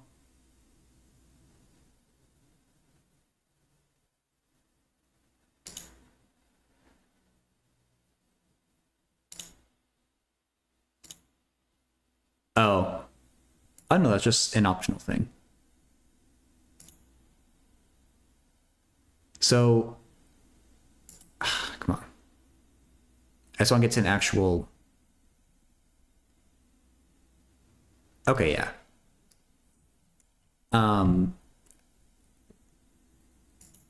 So I'll link you to this page, but it might have more books that I'm not familiar with, but they definitely do like looking at algebra and trig right now, which would be a good, which are the things that you are going to want to know before getting to calculus. Do they have? They also have like calculus itself, but do they have? The college algebra might also be good. Developmental math. Okay, that's if you really just like fraction, decimals, and percentage, and maybe the elementary, like take a look through this and see where you get confused and start with that, I guess. Oh yeah, okay, they got a bunch of stuff. Wow. Let me just link that page. All right, this is the song now.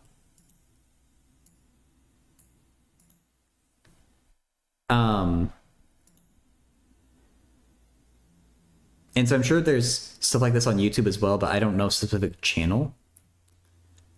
The other thing I can say is that I'm here to answer like math questions if you ever have a specific thing or a concept you want to hear me talk about. And I'm not even the only one.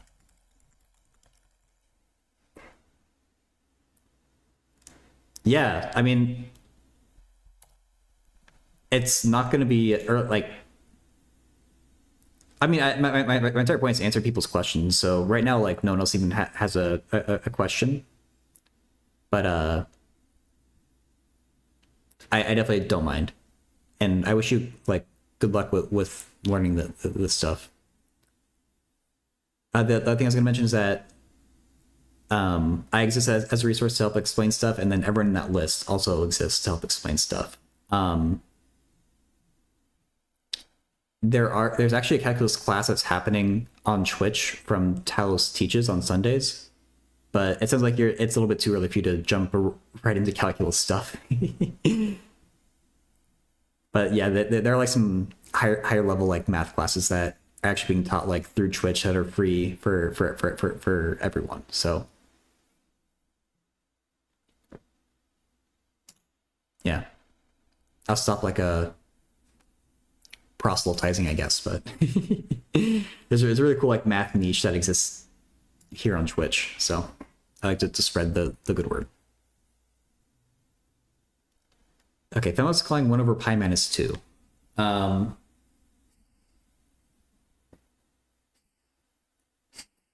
do we even start with this problem here?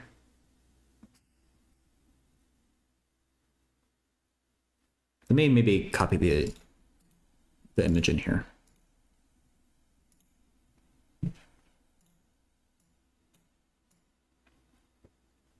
But why stop? Yeah, true. All shoutouts all the time.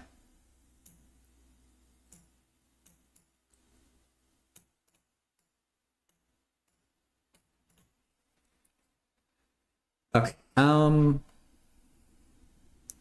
A D is also calling A. Okay.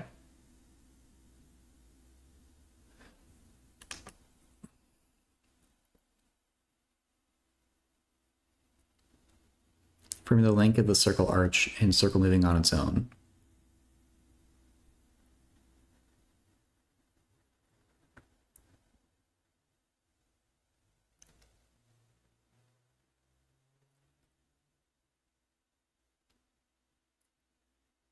Oh. I guess try and get a system of equations out of this. So, well,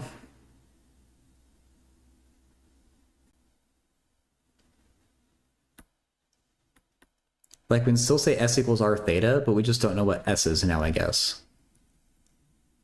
So R times pi.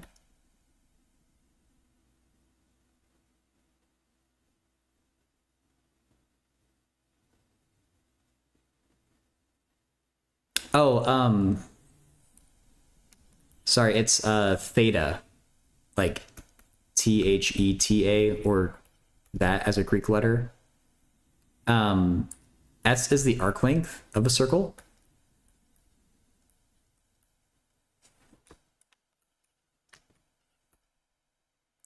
R is the radius of the circle. And theta is the angle in radians. But if you haven't seen this, I probably shouldn't show it to you. I think the more common formula is S equals 2 pi R theta over 360 degrees. Okay, so we'll stick with this.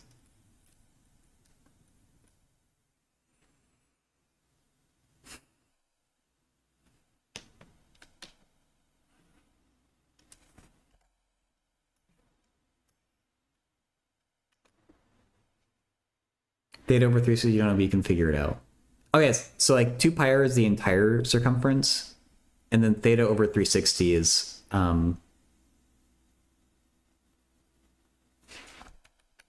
it's basically like the percent of the circle that you're moving through. So if you go, oh yeah, that's theta. It's the one emote that I have like render in through 7TV. But if you go from like the right side to the left side of the circle, you're going through 180 degrees. And it's basically half of the circumference. So you would end up with 2 pi r 180 degrees over 360. And that becomes 2 pi r times 1/2 for half the circumference. But I think maybe you went straight to the 1/2 part, which is fine. Aditya, calculate the distance moved from the point of contact with ground POV.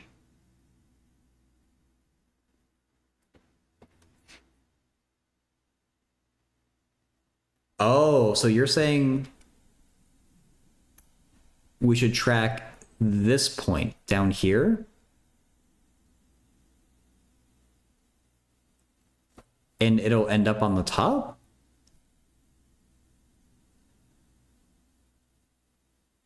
Okay.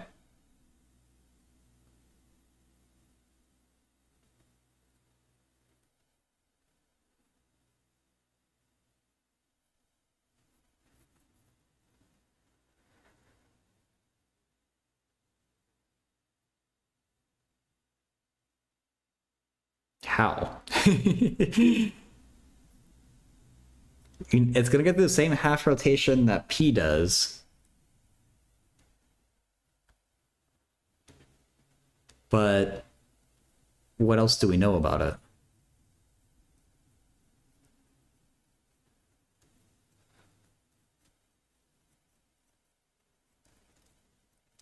Oh, it's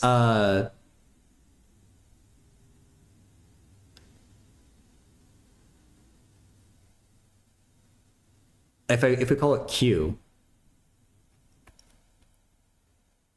we would basically get like a right triangle here. Oh. Well, do we want that? Which measure do we want?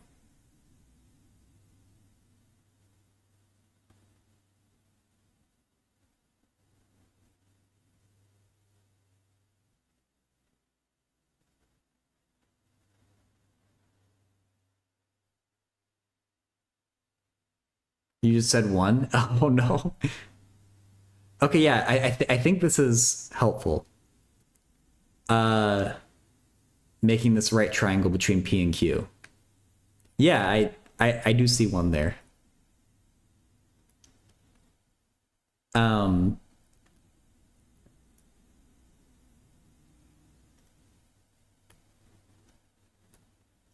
P, Q, center. Radius, radius. Pythagorean theorem. 2, no, R root 2. I don't know if we need that necessarily, but the distance from... Do we want just the horizontal displacement from Q to Q?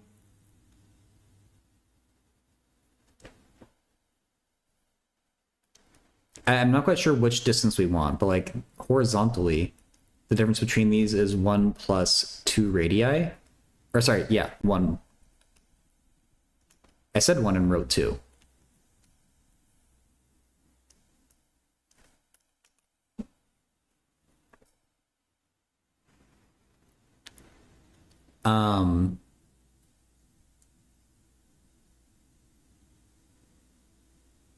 Kind of question make me want to quit math.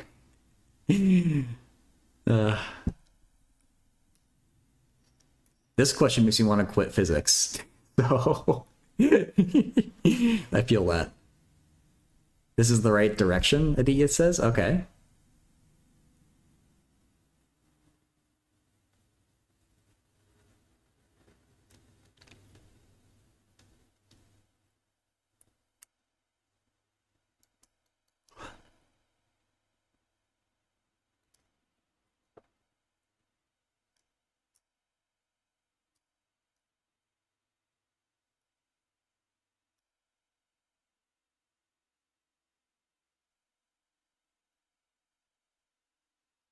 Let's calculate some relation before use that. How?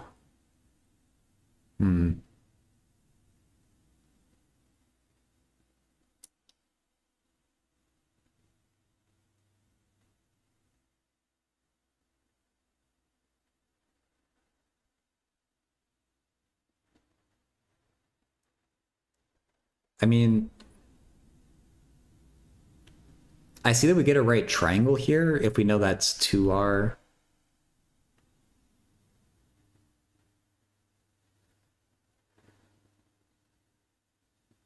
But I don't know how we use that right triangle. Yeah, you're definitely not the only one struggling. So with the angle 180.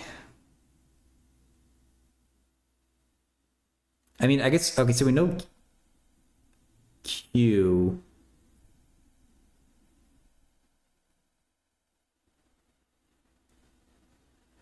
Um,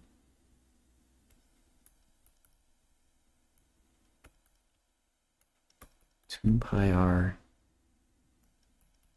times a half. So pi r. Ugh. I don't know if that's what you want, though.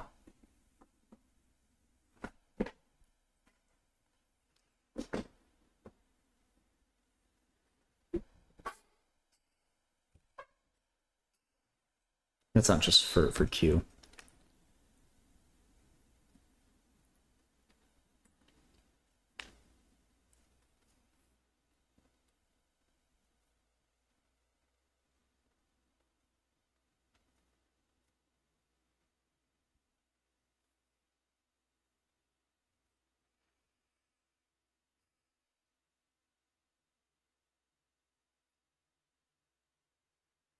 Couldn't you use 2 pi r to use the formula to get r, and then say 180 degrees is 1? I don't know that. I don't know what you're saying to do there, Lucas.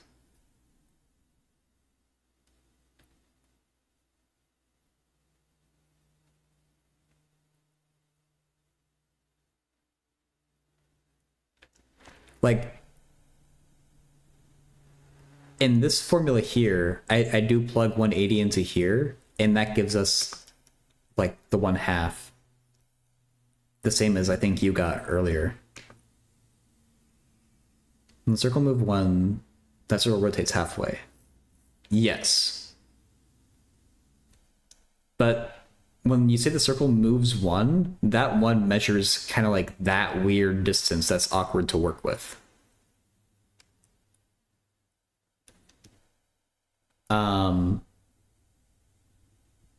I have the answer on screen. Really?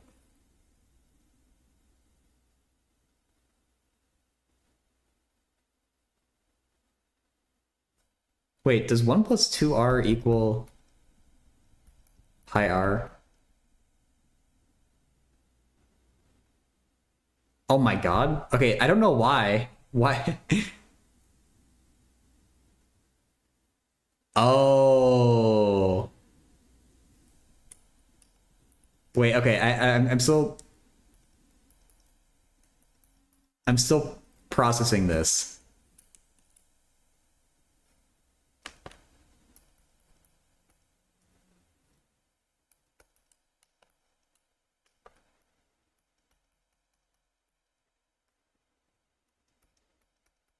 That does get 1 over pi minus 2. Okay, so for...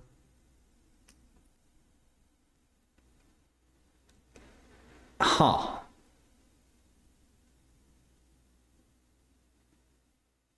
This is what both Fembox and Aditya are saying the answer is. That's kind of funny.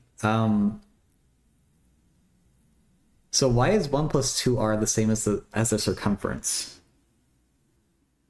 Or the half the circumference?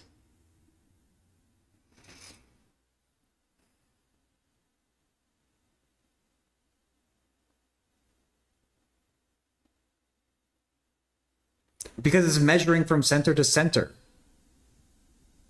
Oh my god.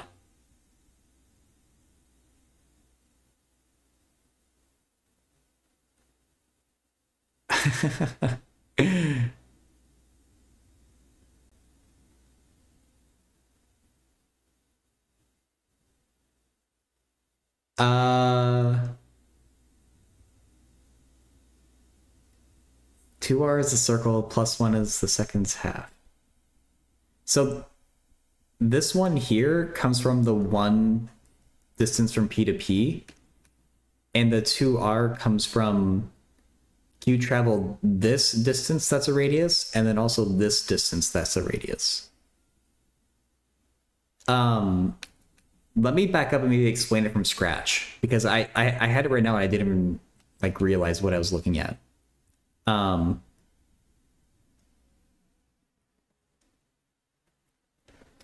So what I did initially that was wrong. Hey Suna, how are you? It's going good. Thanks for asking. As I said, P. I thought the 1 was this distance here from center to center. And in that case, I would have been right to do this, half the circumference, 2 pi r times 1/2, is equal to 1. Because we're measuring from the center of the circle to the center of the circle. And that's where I got my weird 1/pi answer that wasn't right. But what we learned after, or what I didn't realize then, is that the 1 is actually this distance here, and so we can't use that same trick directly because it's just what this 1 exactly means isn't that clear. And after statics problem, but geometry, it's kind of like mechanics, I guess, but I can also see it looking like electrostatics. Like 2-point charges. But yeah, so the 1 measures the distance from like here to here, and that's not as helpful of a measurement because we don't have that same trick.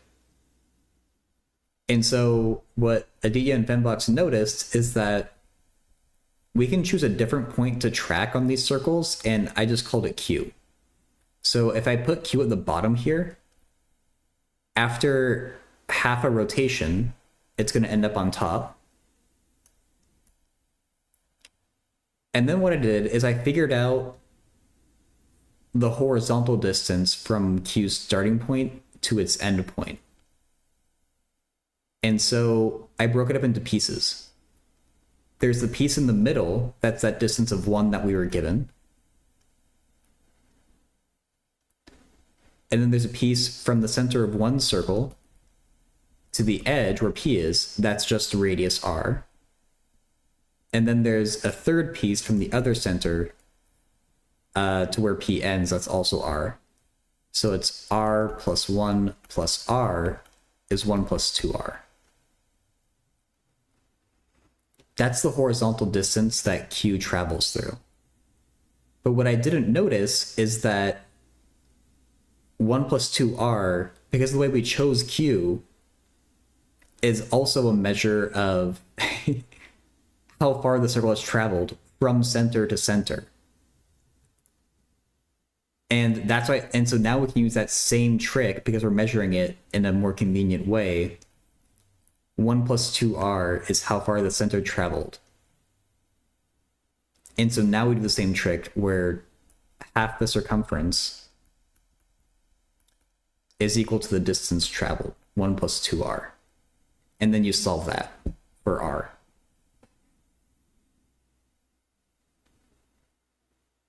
I hope that makes sense.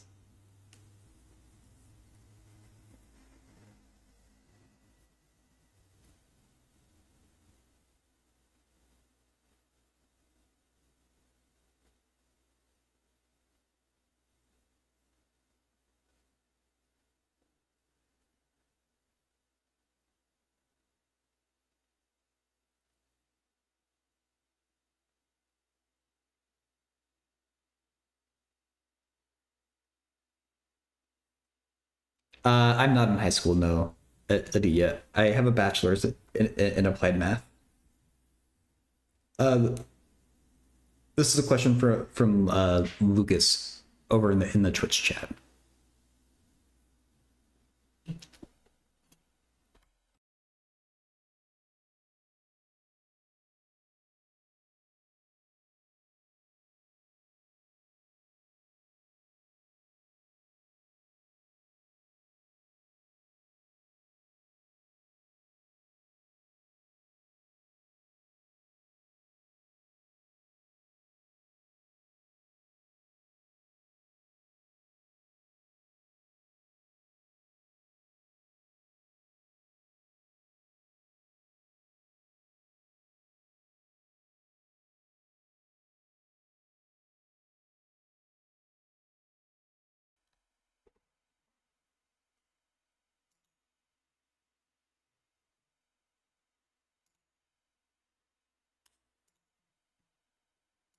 Okay,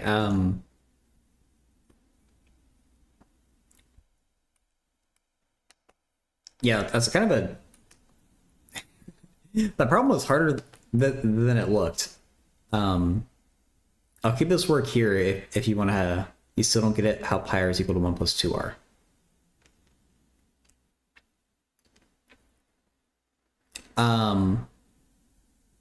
Okay.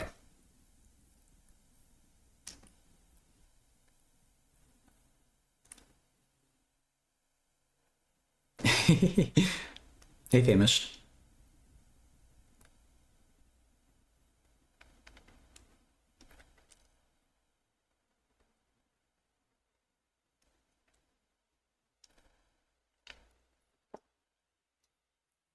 Do you understand how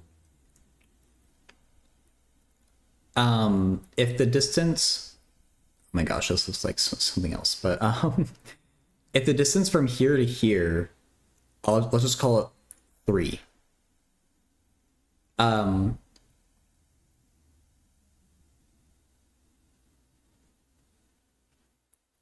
It's basically what Pinox is saying, where the distance from center to center is the same as the arc length. So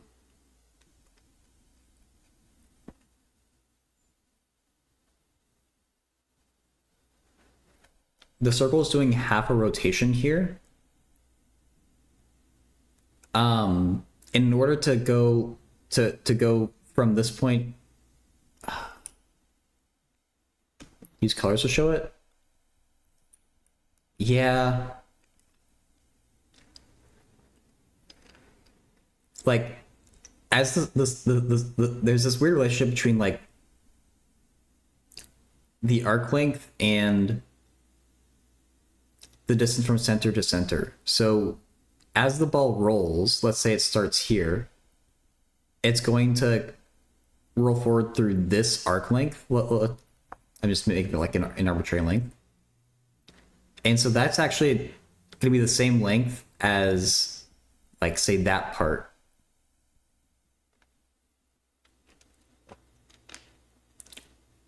Oh, that's a neat way of thinking about it.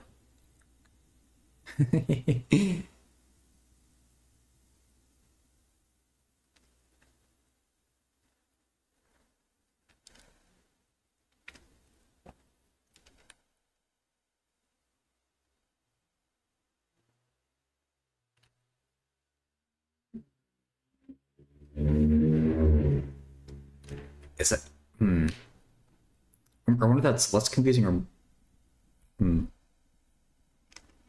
it's hard to explain.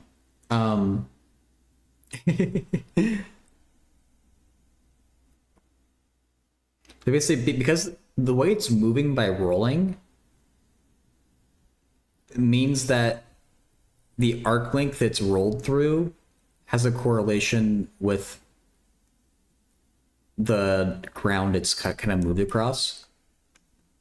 There are things psychology classes you have one coming up after a couple courses. I have not famished. And so as I was saying, you could like imagine the circle as being like painted and still wet. And so as it rolls through, say, this part of the arc, it's going to leave the same length worth of paint on the ground. As it goes through the next part, it'll leave the same length of paint on the ground again.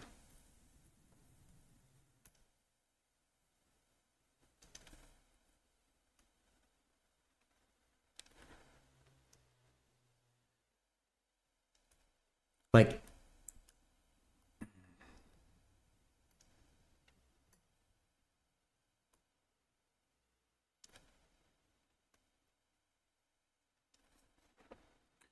I feel like I'm not explaining this as well as I could, but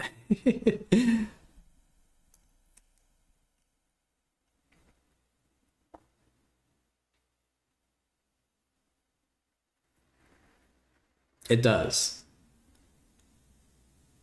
Um,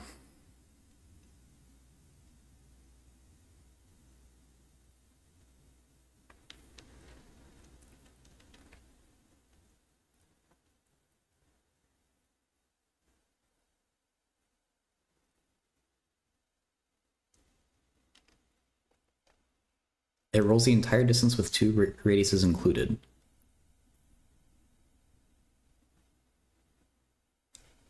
So the problem that we're given is a little bit more complicated.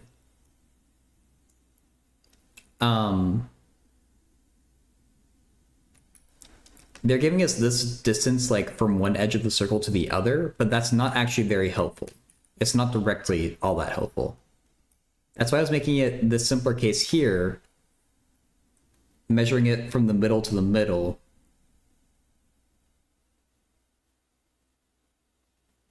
You think you get it then? Okay.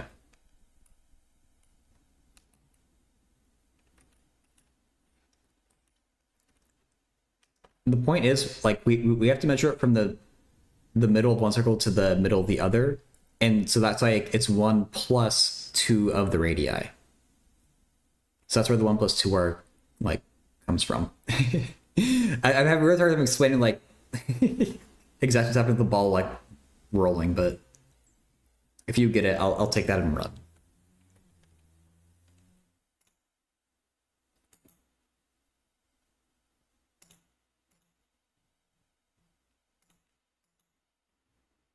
No worries though. Thank you for the question.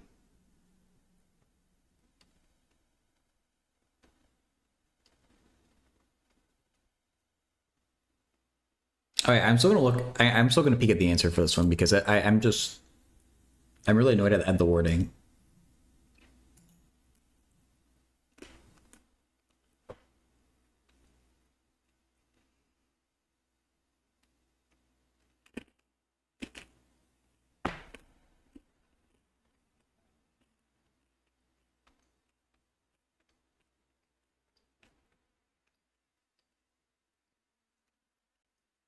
Yeah, right. Aditya.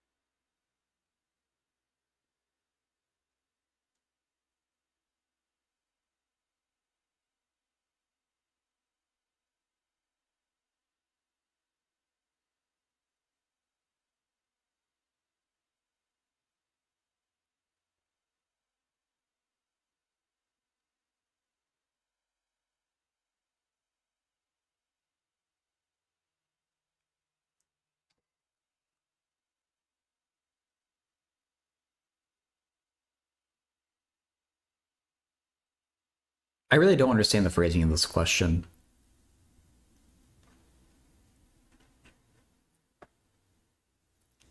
The thinking about the angle of the seat and why that makes the normal force, why that makes this angle here theta is perfectly clear to me at least. We're gonna find the theta that gives us an acceleration of v squared over r, I guess. Let's see if we can take the problem from here.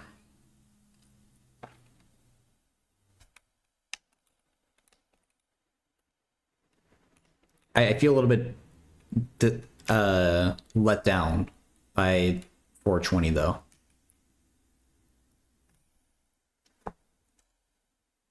Phrasing that at least makes no sense to me.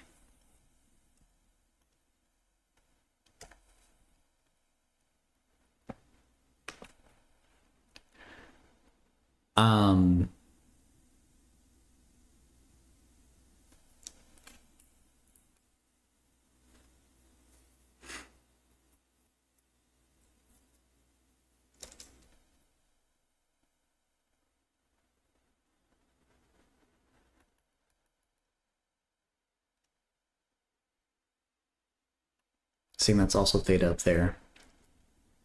Okay, so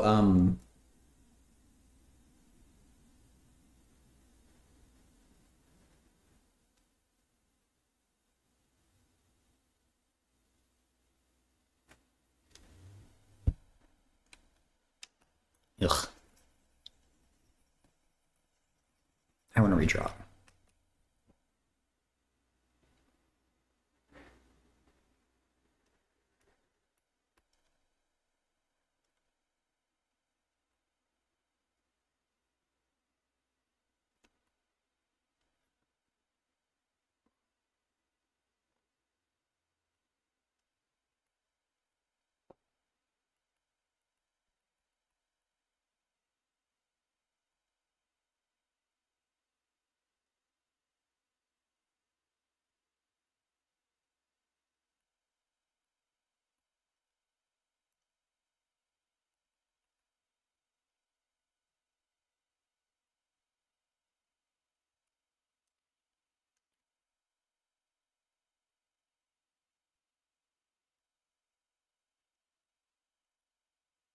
Oh yeah, sorry, Adia.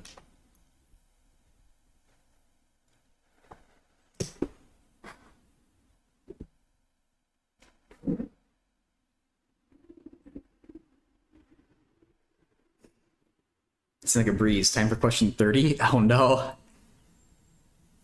If you want, you can give it, but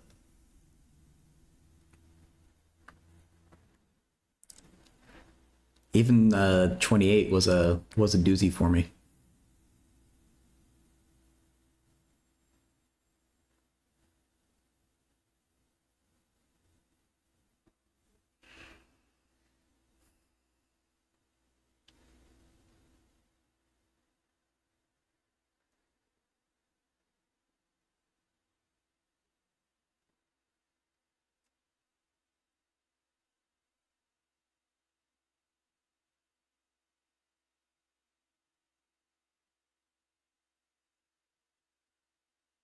Um,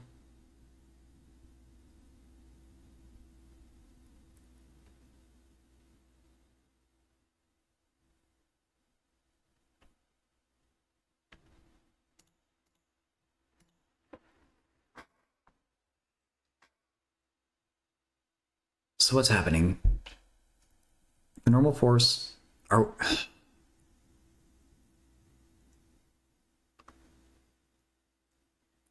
there's no vertical acceleration, so I guess the vertical part of the normal force has to also be mg.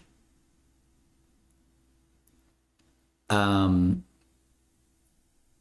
so that makes this other component mg tan theta. Personally, I think 30 is easier as 29. Okay.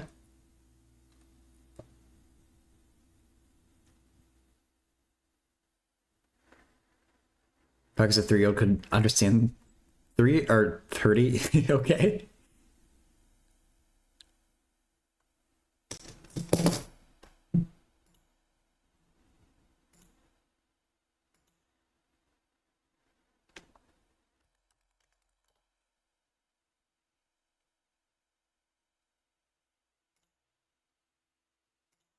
Understand, not solve. Okay.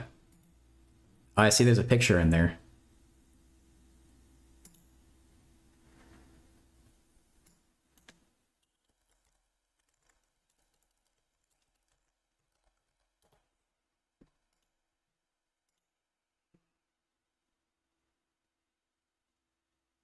Oh no, Lucas is or maybe you're not talking about that. I don't know. I'm about to bring up a different question, but we're talking about. I guess this one is in some ways easier. Oh God! Don't translate it into French.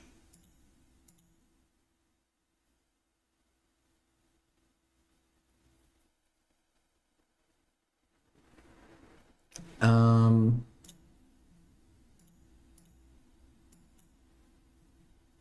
we're gonna need to look at both versions here. For number a in root 2 to root 3, 2 quints for the price of 1. Yeah. A squared minus 1 over a is an integer. What is a squared minus a equal to?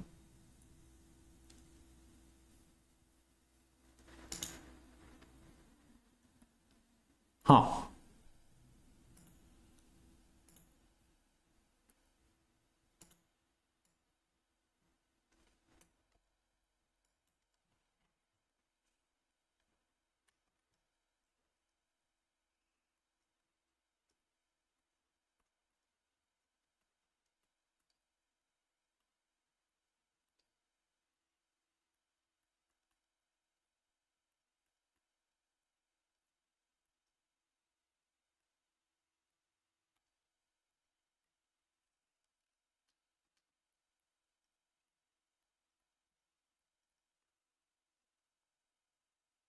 Wrong answer. I have dead humor.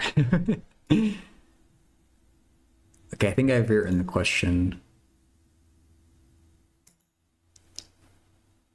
Okay, well, you might not know that notation, but just know it means a squared minus 1 over a is an integer.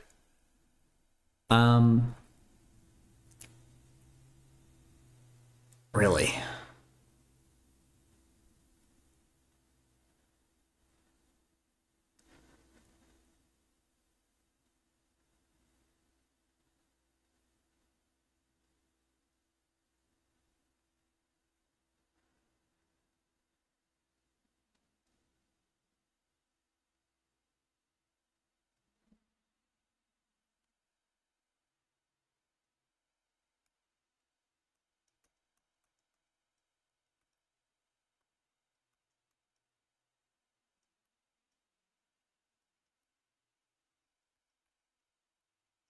I don't know if it's helpful to set.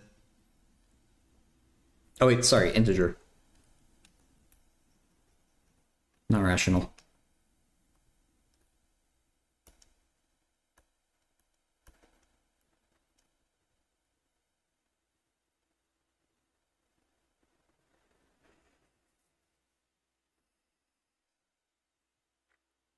This is weird. I don't know how we're gonna use that interval.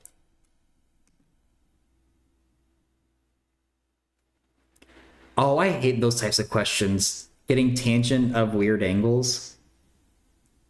Or any trig thing of weird angles. They can get really crazy really quick. I don't think that one's as crazy as you can get.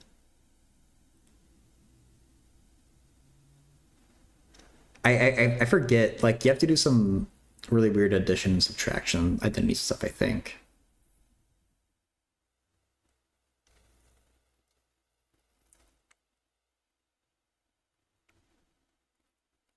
It isn't in the answer? Oh.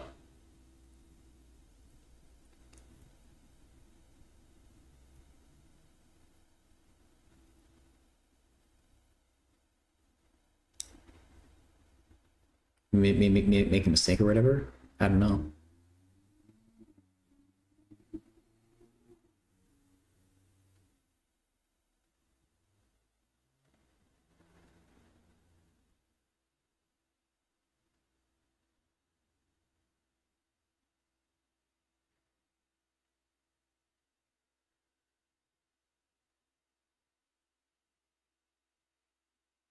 This is such...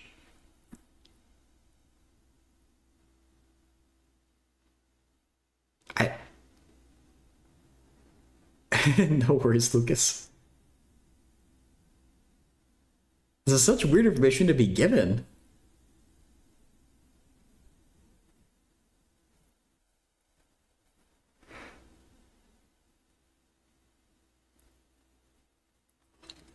Um...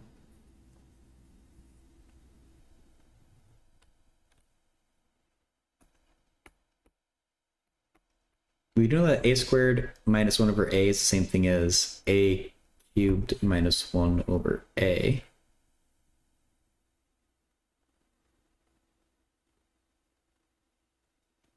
A cubed minus 1. What's the difference of two cubes? It's the type of thing that I should just have memorized, but I don't.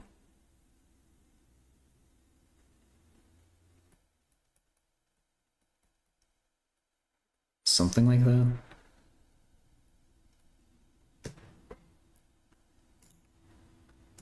I'm Googling it.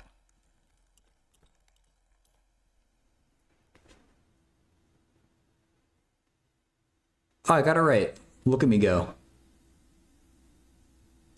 Oh, wait, no, I don't think there's a 2, though.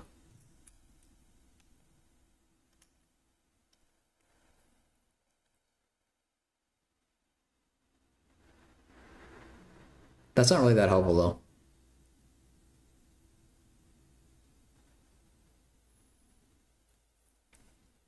You can almost find a squared plus b squared if you know a plus b and square it. Yeah.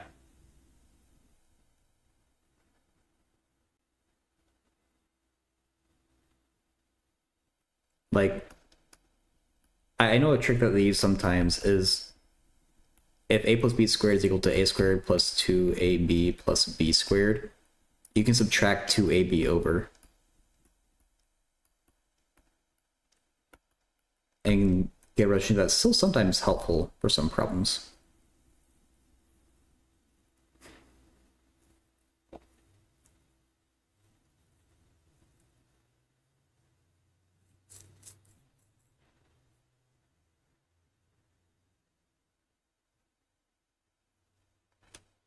Yeah, it does look cursed.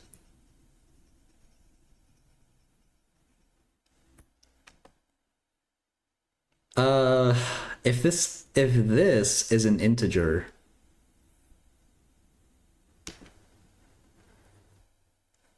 then either this thing is a multiple of a, or this thing is a multiple of a. Does that information help us?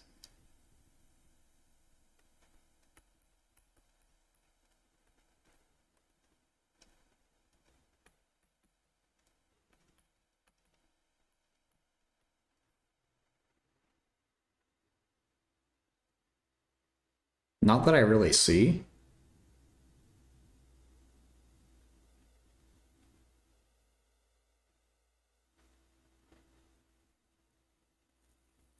Oh. Well, yeah, how does that work? What's an example of an a that will give us an integer there? I wasn't really questioning that piece. Oh, you're going to bed, Lucas? Okay.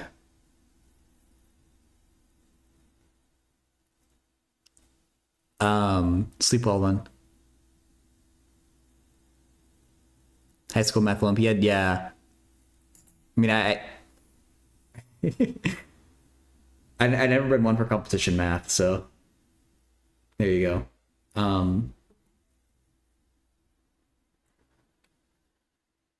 If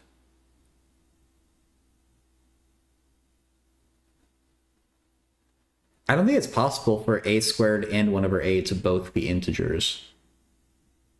I think a has to be a fraction. Oh, I already deleted the one for 28. You'd have to look at the VOD.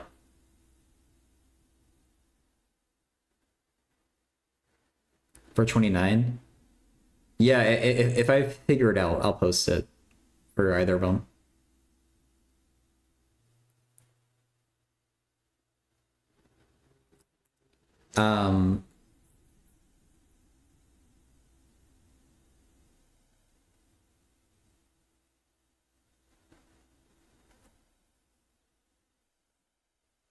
Sounds good, Lucas. Thank you.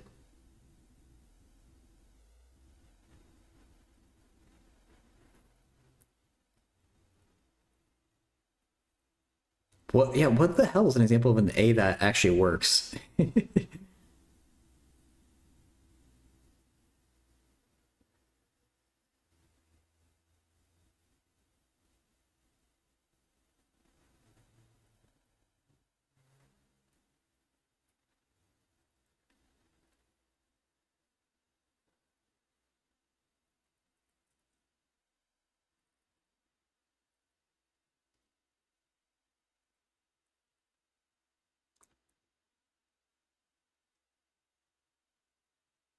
Like, um, root 2 is 1.4. I think root 3 is like 1.6 or something. What does 3 over 2 give us? Just as a test.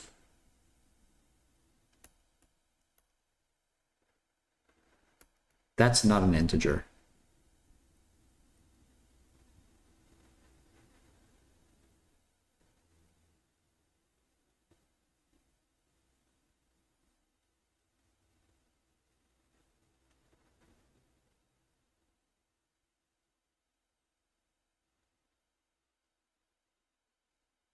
And I don't think it can be irrational. That seems like it would be a problem if it was irrational.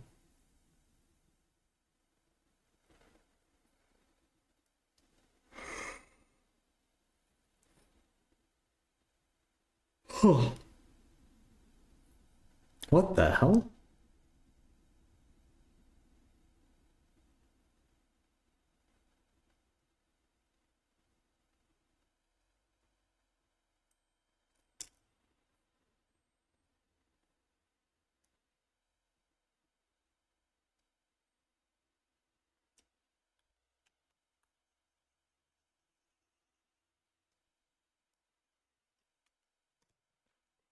A weird problem.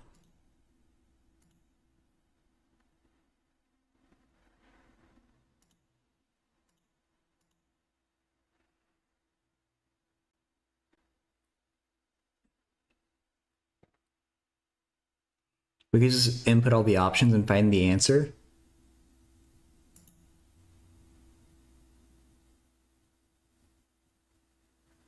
Can we?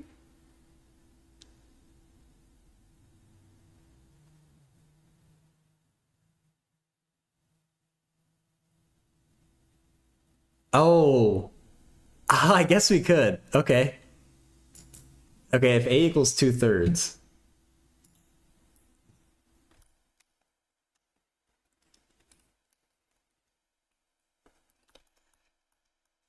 When in doubt, cheese it. A squared minus A is equal to 2/3. No, it's not. Sorry. No, yeah. Sorry. For option A, if the answer is 2/3, then A squared minus A is equal to 2/3. There we go. I was gonna mix up. So what does this imply? A squared minus A minus 2/3 is equal to 0. Does that factor cleanly?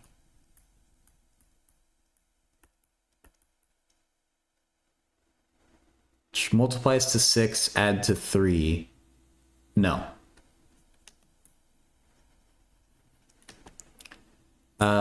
So 1 plus or minus root.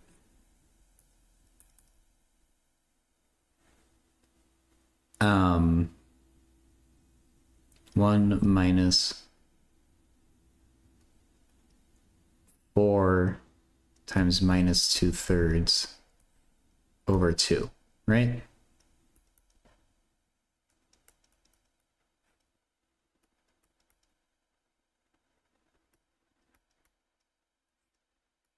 This might be a little bit tricky to see if it's between root 2 and root 3.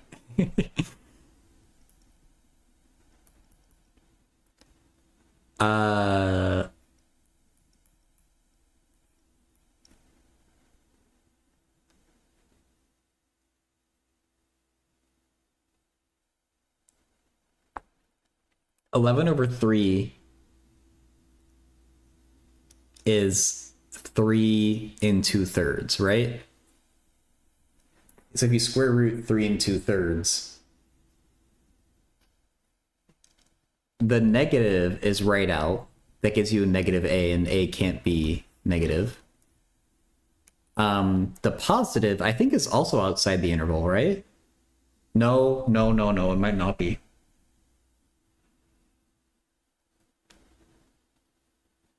The average of 1 and root 3. It might be within the interval, the plus. So I guess let's check if we get an integer like you're saying, Adia.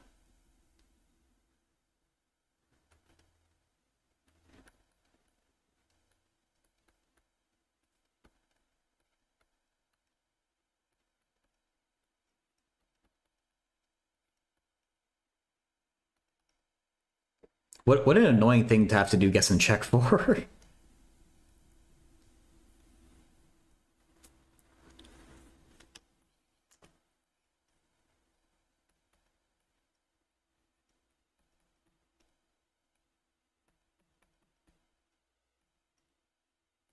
Oh, this might actually work, though.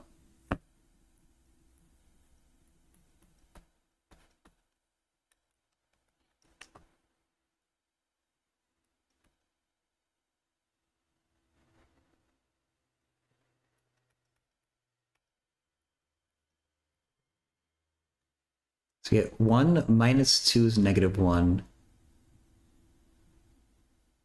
over 4.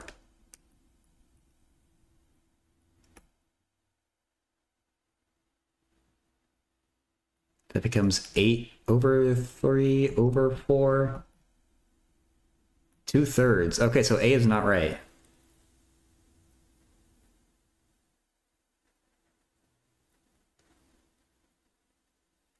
Oh my god, this could get painful. The next option is 3/4.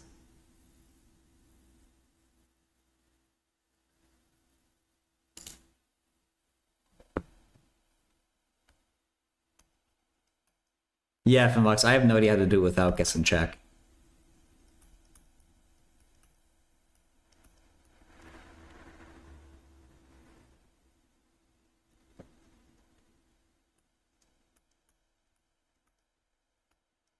Please tell me this is factorable. Multiplies to 12, adds to 4, 6 and 2.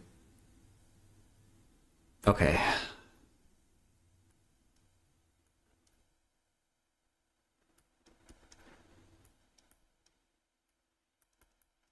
-12 adds to -4.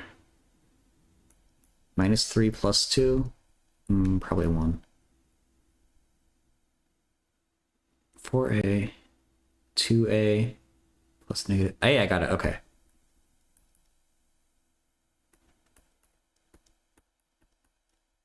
Neither of these are within the interval, though, right?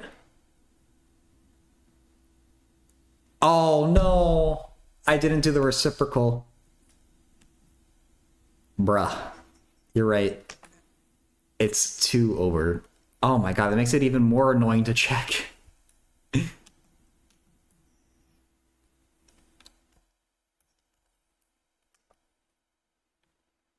Oh, I shouldn't have deleted all that, though.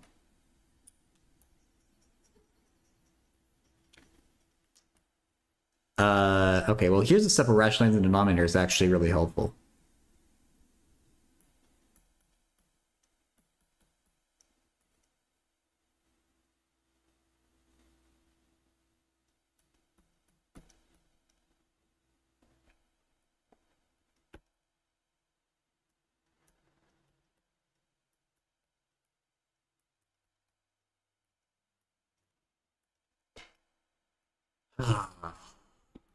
Just a whole lot of arithmetic.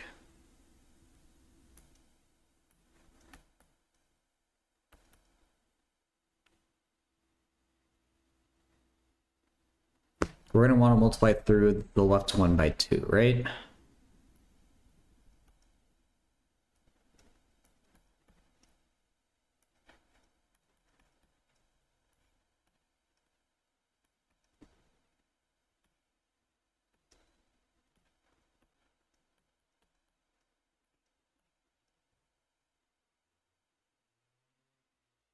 Okay, and this is irrational because the radicals aren't canceling, right? I think A is still out. I think B is out.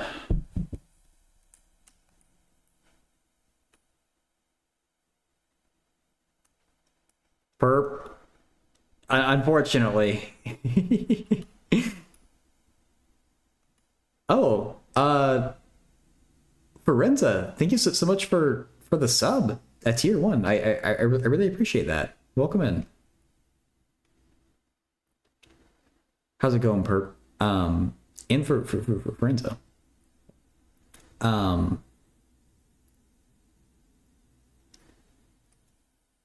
Thanks for the good content. Oh well, I appreciate it. Thank you.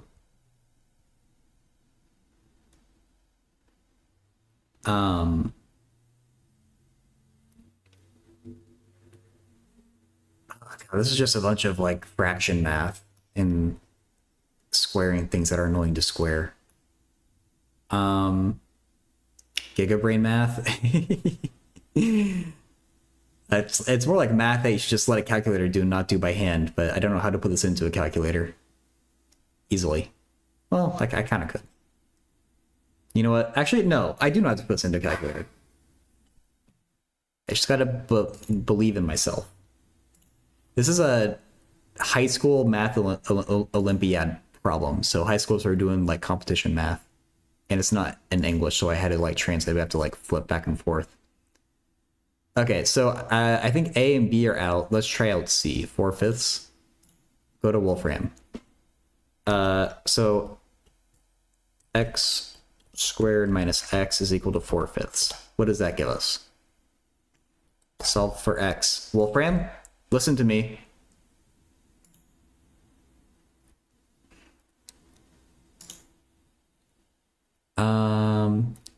Wait, like, for a second? Yeah, it's 1.52. Okay, that's in range.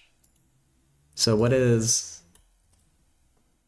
this is for, like, you know, like the super smart high schoolers who are studying to take this stuff and do well in it.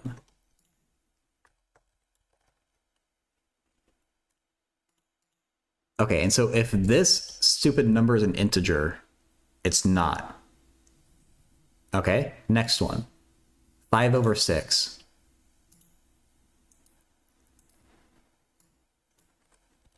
I swear, if it's 1, I'm going to be mad.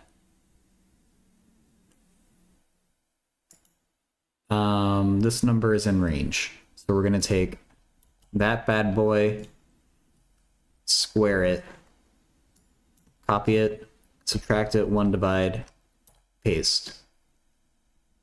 Not an integer. Bro, do not tell me it's 1. I'm going to be mad if it's 1. Isn't 1? Isn't this the golden ratio? Oh, don't tell me it's the golden ratio. I feel like there's got to be some... I think it's the golden ratio, man. And I feel like there's a reason for that it's the golden ratio.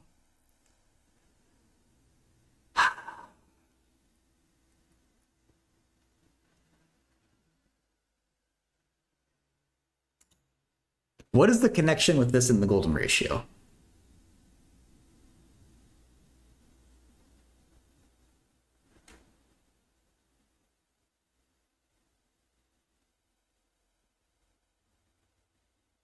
That seems like there's got to be something there.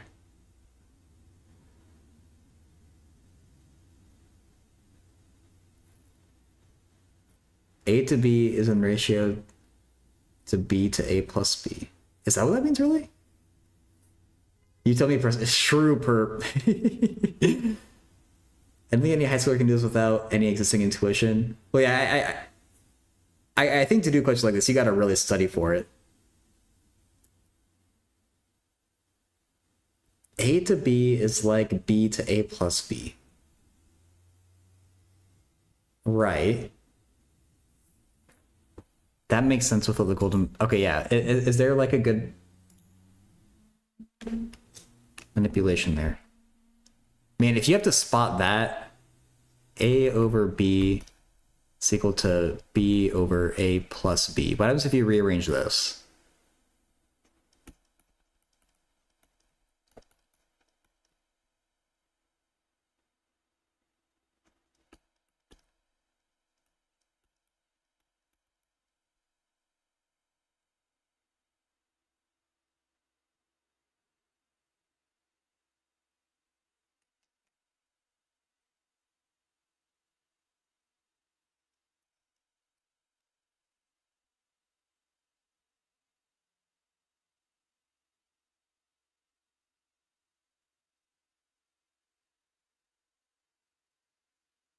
You need to have shittier facial hair to be Ed Sheeran stuck double, by the way.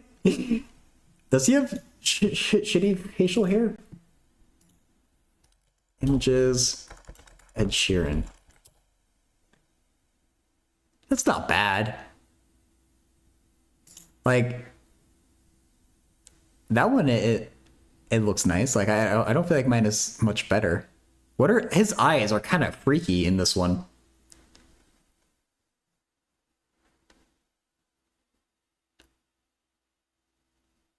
I don't know.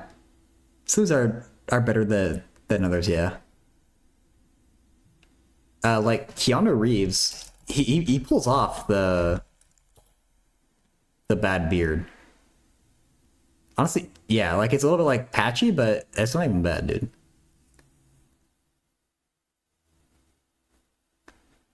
So every live video I see of him, he has little strands on his face. Oh, fun. Oh yeah, that happens a lot with me. Wait, okay, I'm sorry, 10 bucks. No pun intended, true tangent. X squared equals x plus 1 is a solution that the golden ratio solves. We multiply both sides by x and then substitute, we get x cubed equals 2x plus 1. I don't think I've ever seen that before. Ed Sheeran says, when do you go live? True. Wait, x cubed.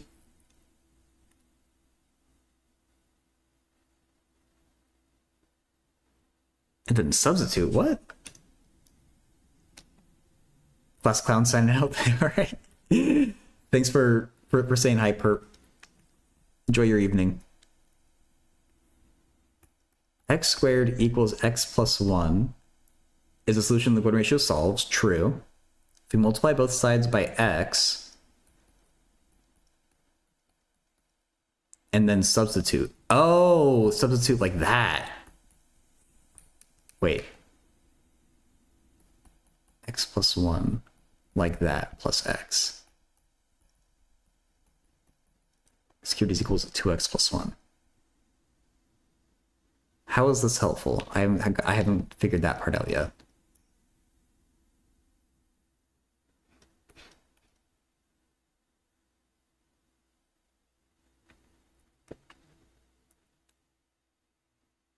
I think on my class I have a computer forensics class close to the very end of my program. Ooh, that sounds sick.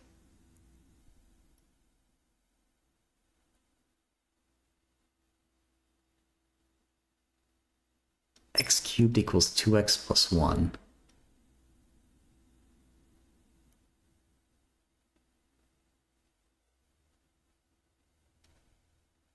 I still don't see how that helps us. Oh, med code. If we have between root 2 and root 3, we can say that a squared minus 1 over a is between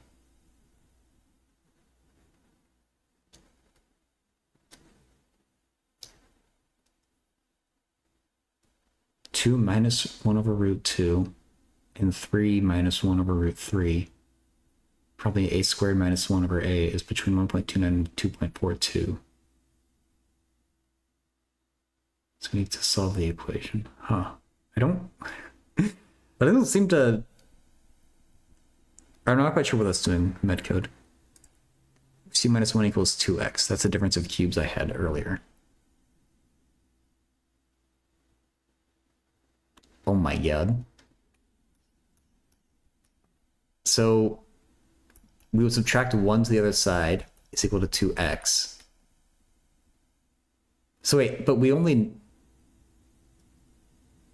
How do we know we're allowed to use this substitution? I need to get rid of all this crap. It's garbage.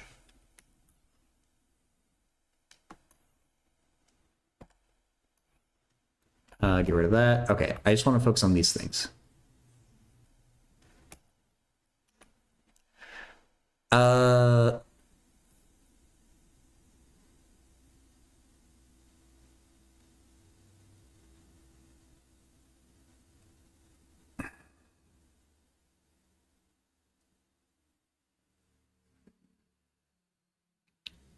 So we don't know that A satisfies this equation though yet, do we?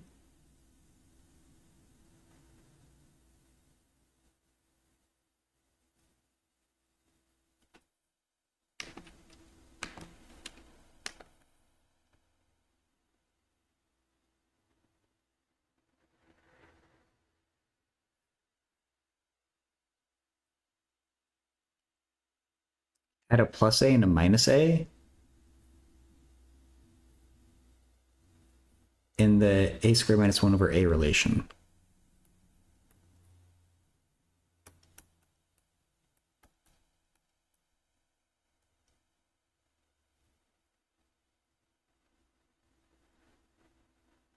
Transpose something recognized. Okay, fair. $10.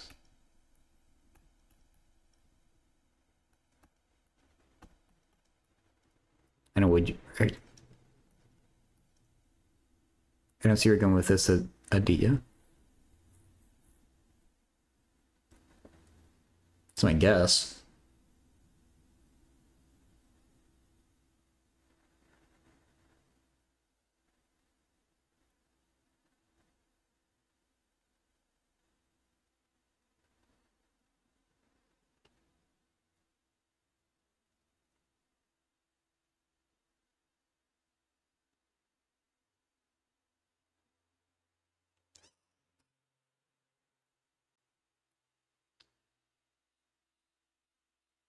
As a side note, if A does satisfy this equation, you could plug it into the first one to find A equals 1.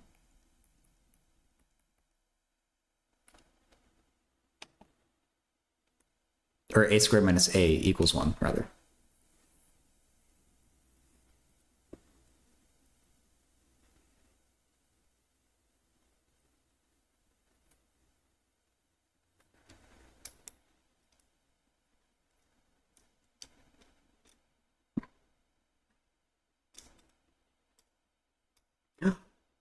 Oh, medcode! I see what you're saying now. Okay.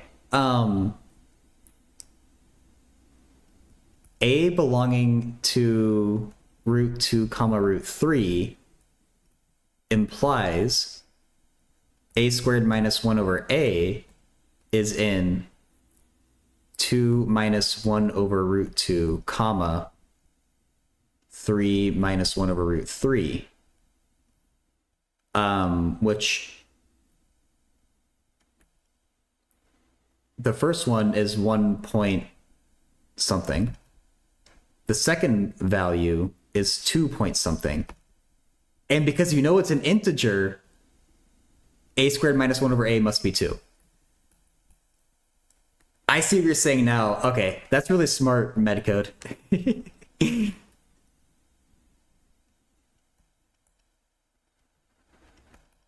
This is a cubic though.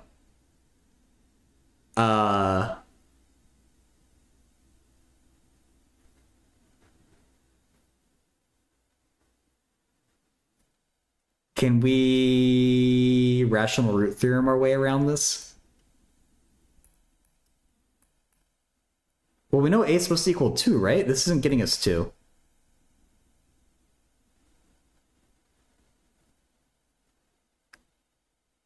I knew B was 2, but I was still stuck.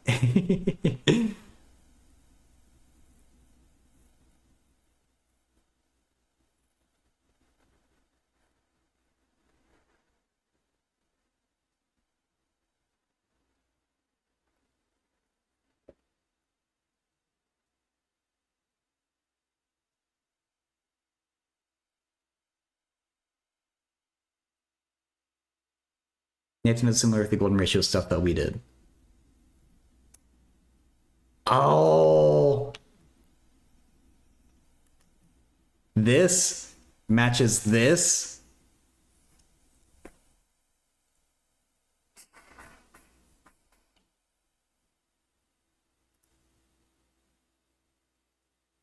No fucking way a high schooler is supposed to do this. What?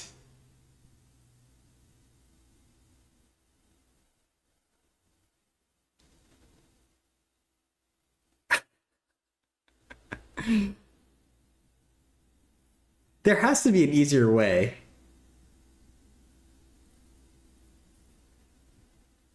I mean, this is high school Olympiad famished. But still, this is crazy.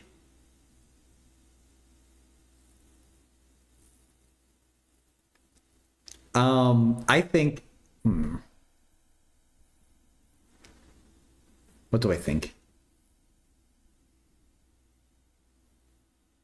Terrence Stackpro works out when he was 6. That's true.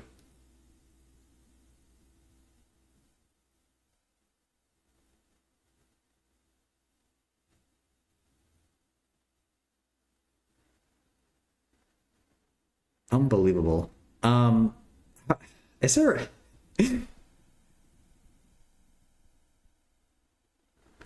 Is there an easier way to deal with this cubic? I'm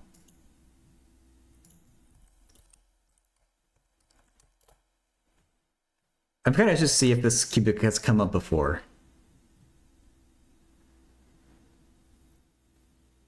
Wait. Oh, no. I get it. I get it. Guys, I get it. You do have to rational root theorem it. If you don't notice this crazy golden ratio relation, rational root theorem does help. If you guess A equals, you need, wait, what? Doesn't, That doesn't make sense.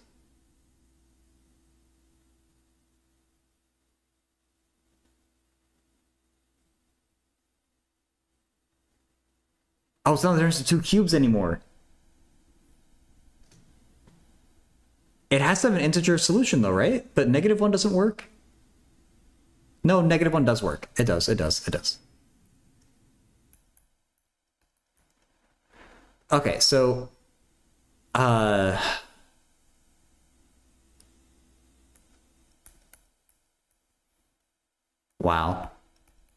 I think this is how you deal with it if you don't spot that golden ratio thing, which who the hell can spot that?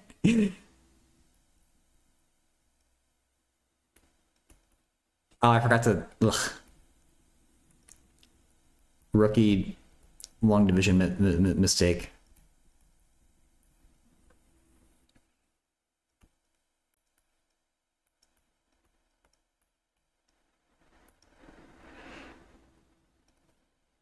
I already know what the result should be, but we're going to show it.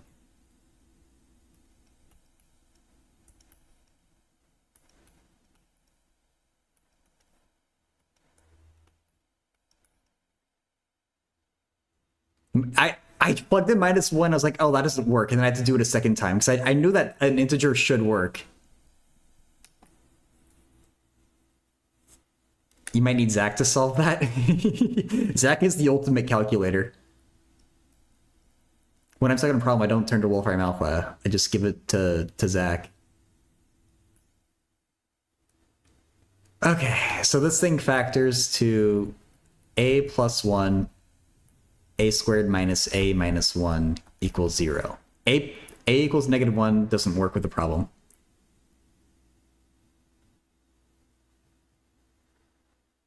There's a lot of positive health benefits to jerking off, all the more reason to support OF girls like me. Does that work? Has anyone actually subscribed to an OnlyFans based off someone coming into a YouTube live stream and being like, do you know how healthy it is to jerk off?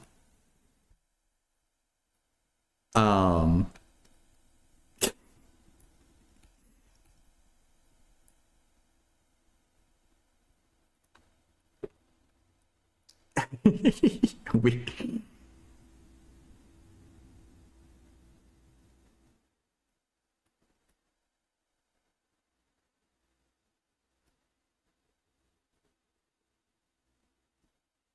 All right, sorry, but I'd rather people not advertise their OnlyFans in YouTube chat. You'll just go in timeout though. Your prostate exercise is good for you, but ugh. The YouTube chat is sometimes amazing and sometimes like the worst thing.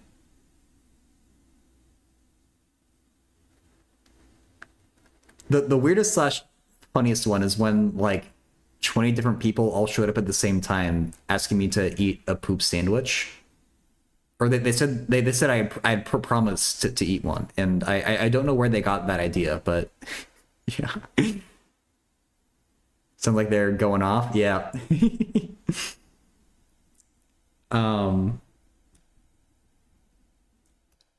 1 plus or minus 5/2, right?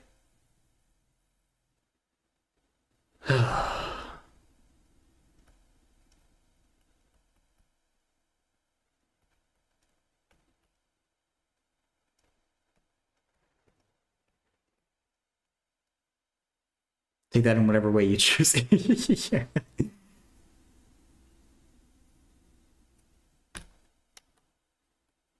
Okay. And now all I have to do is find out what a squared minus a is.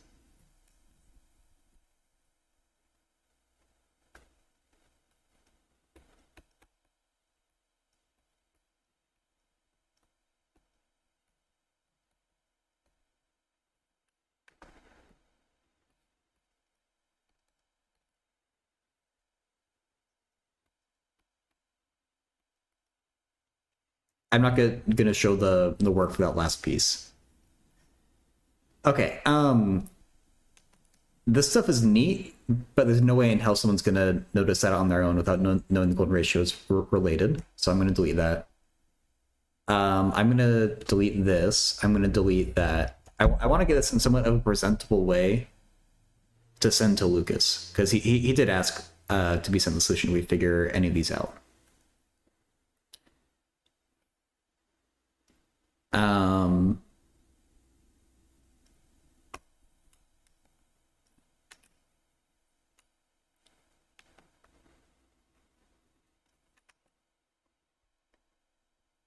So 2 minus 1 over root 2 is 1 point something.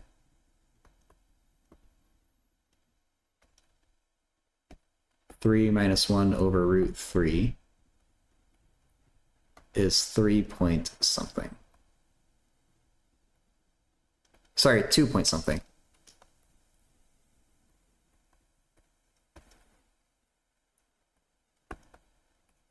Since a squared minus, oops.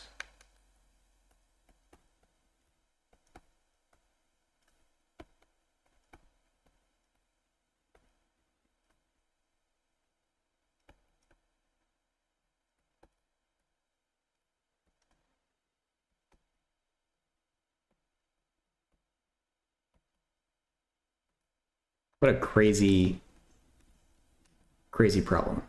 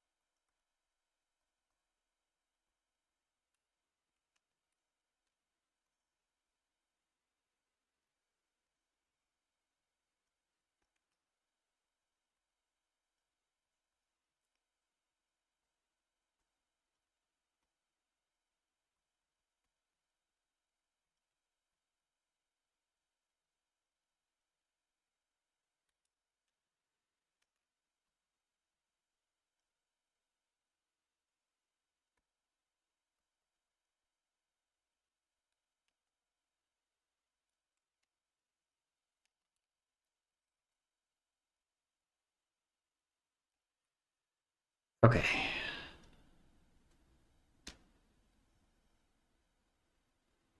Where am I going to put all this garbage?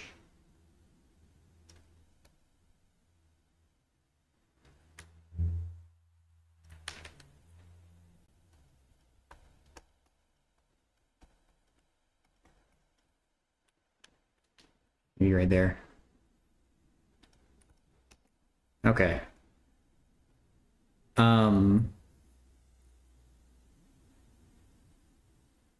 I just plug one thing in, you get another? I guess that's what we did here. Kinda. On hard mode.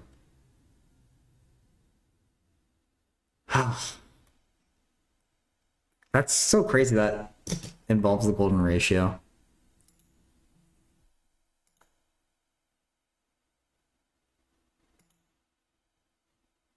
Okay, let's see what number 30 is. It's apparently the hardest one. Lore? Is that actually lore? I guess, okay. Lore draws a picture on the board in 10 steps. So when she draws a blue line segment, step K, with K greater than or equal to 2, she does the following. At one end of each blue line segment added in step K minus 1, she draws a red and a blue line segment. At one end of each red line segment added in step K minus 1, she draws a blue line segment. Okay. How many red line segments does Lore add in step 10? Last one is an easy one. You know, symbols of parentheses mean, we kind of read it just call it something without knowing the full question. Yeah, it's definitely hard to follow. with a problem where you just like part way through. Ugh. So at the end of in step 2 she adds one line segment.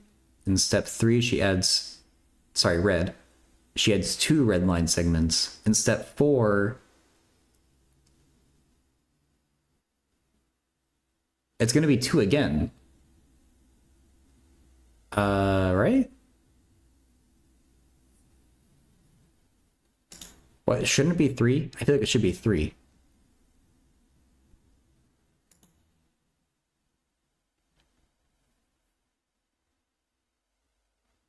I think it's 2 though. I need to draw a few more out, I think.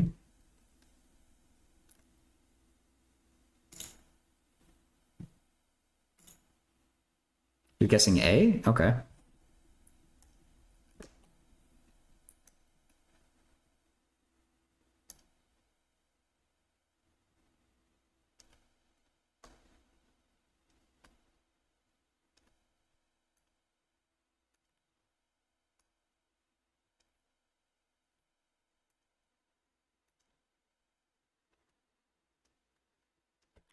Yeah. What am I doing?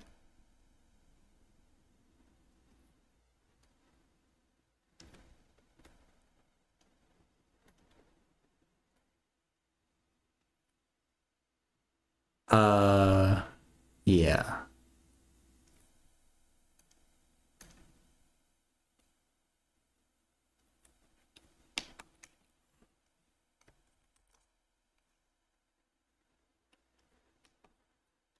Is that okay? That's blue.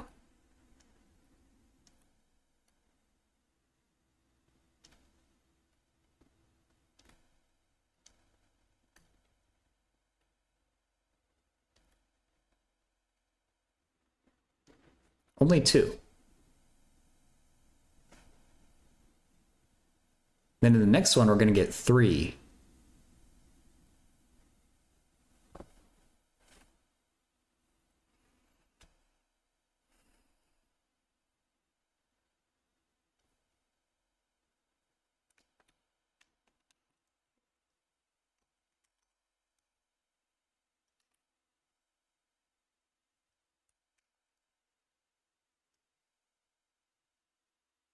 My tree is going to intersect itself.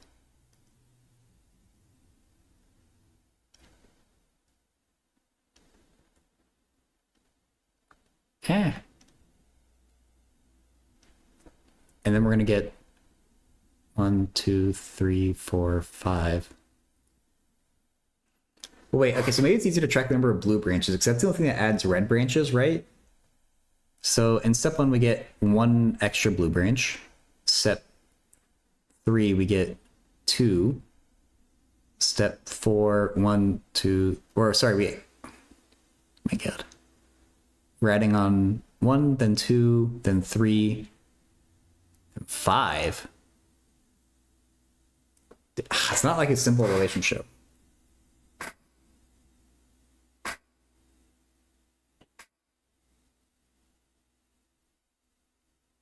It jumps.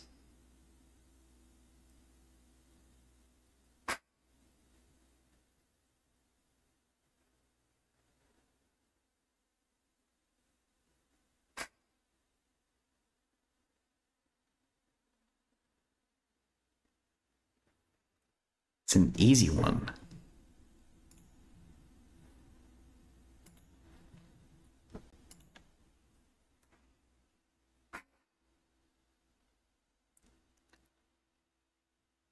Is there some kind of relationship about the proportion between blue and red that always holds true? So like in step 3, there's 1, 2, 3. There's 6 in total, and is it like a third of them are always red?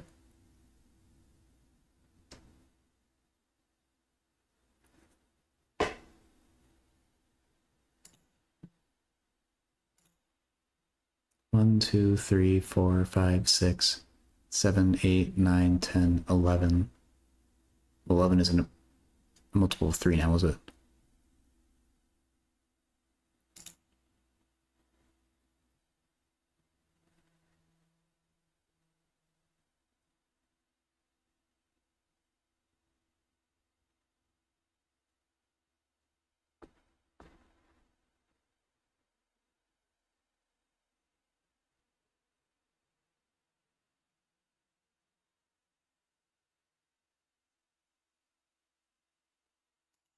I don't know.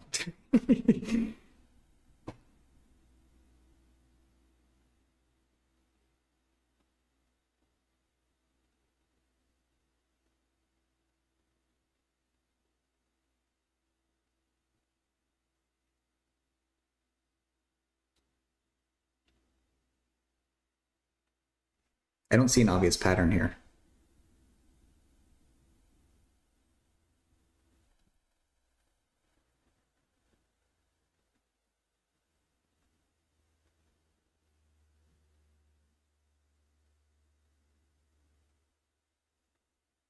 There's a pattern here that you know.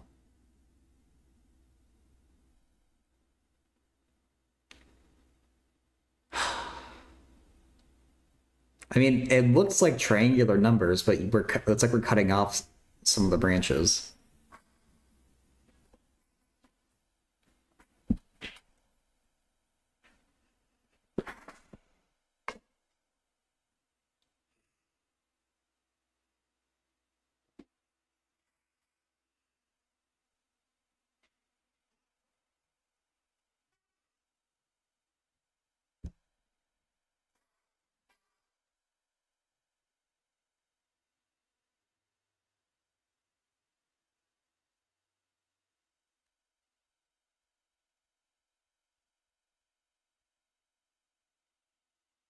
Oh, could we figure out based off the number of nodes, I guess? Because those are definitely just triangular numbers. How do we know? We can figure out the number of nodes, I guess, at the step we want. How would that help us? Or how do we then figure out what's red and what's blue?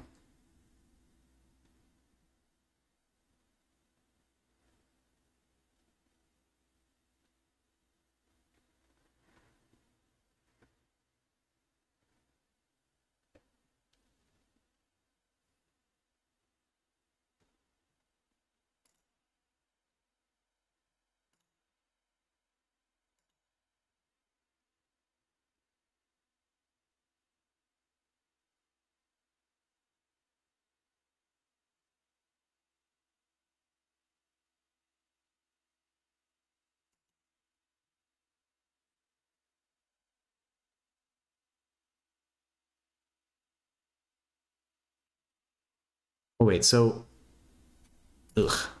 Step 1, there's 1 node. Step 2, there's 2 nodes. So at step 10, there should be... I wonder if the translation is slightly bad. Is it red line segments total? I assume it must be, because there's no way we're getting 34 red line segments in just step 10. I assume it's maybe by that time. These numbers seem more reasonable.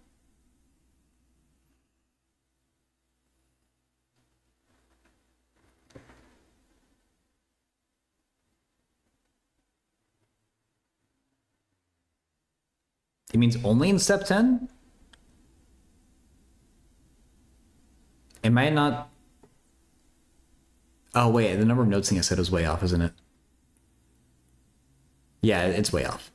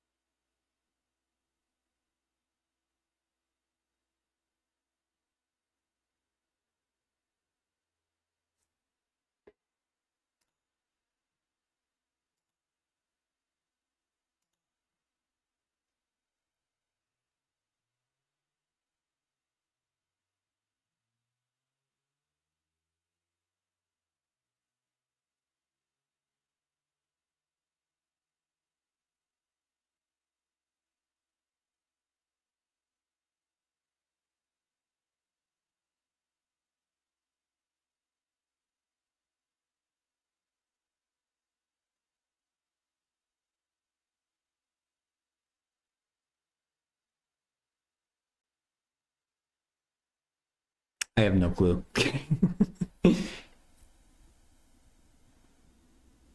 I tried to like rearrange the tree in different ways in my mind, and nothing is. None of them are in helpful ways.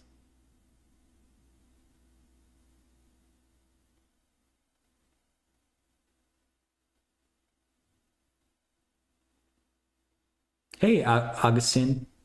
Yeah, welcome back.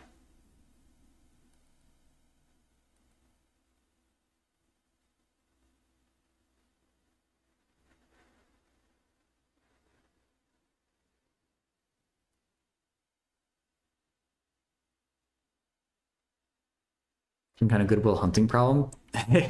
It feels like it's Sereno. I think that's like combinatorics problem that he did.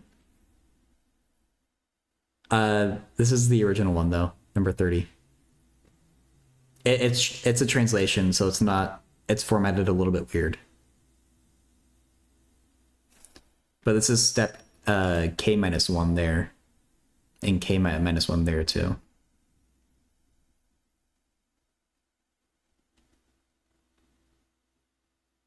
I think even Lucas, the person who asked this question, said it was really easy. I feel stupid because I honestly I just don't even see it.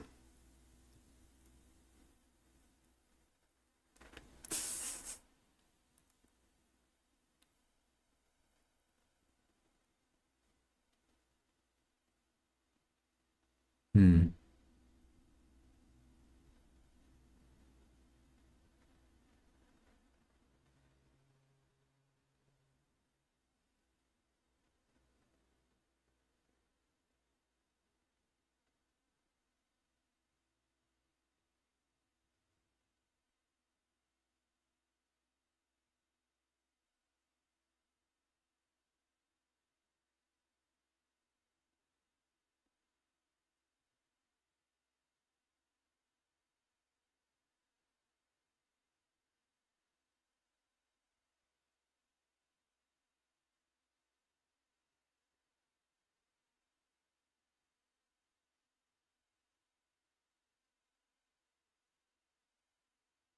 Hmm.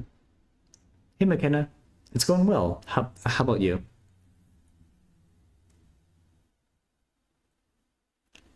I'm a little stuck on the problem on the screen right now, but other than that, put some numbers in a table, you'll solve it.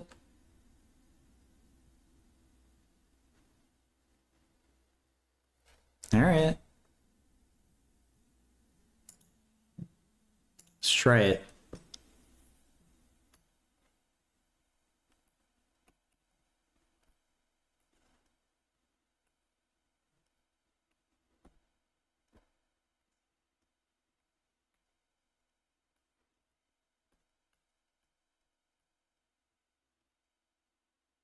Like I'm trying to look for some kind of like Fibonacci thing or something, but is it Fibonacci? Oops, that's not right. No, I saw 1 and 2 and I was like, oh hey, maybe it's Fibonacci. 1, 2, 3, 4. Oh wait, we want only in this step, right?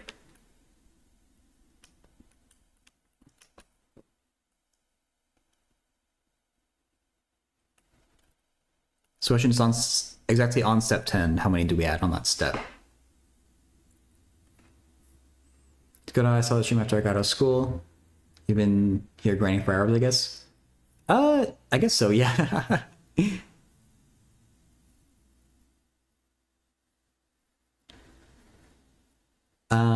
3, 2, and then step 5. 1, 2, 3, 4, 5. 1, 2, 3. Oh. No?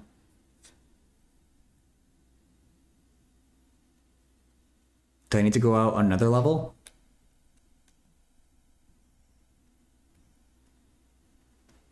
I'm gonna stop copy pasting and just start adding.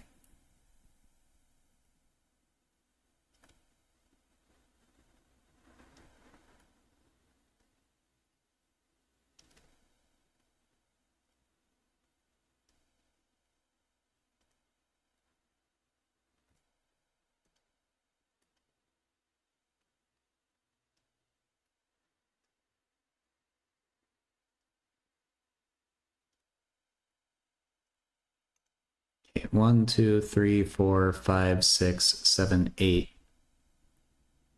Oh my god. 1, 2, 3, 4, 5. Fucking Fibonacci. Okay.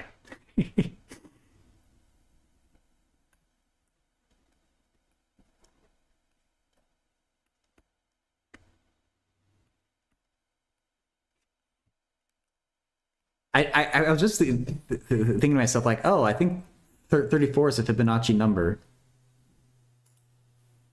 Okay.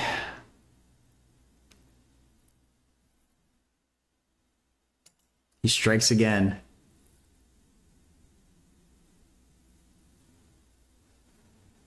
In the last two problems, Fibonacci has struck us. We even struck twice by Fibonacci.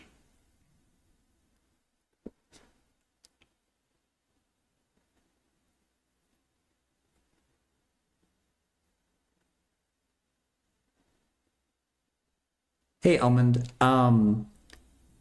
These are from a high school math Olympiad that Lucas, who was in chat here before but went to bed, gave to us.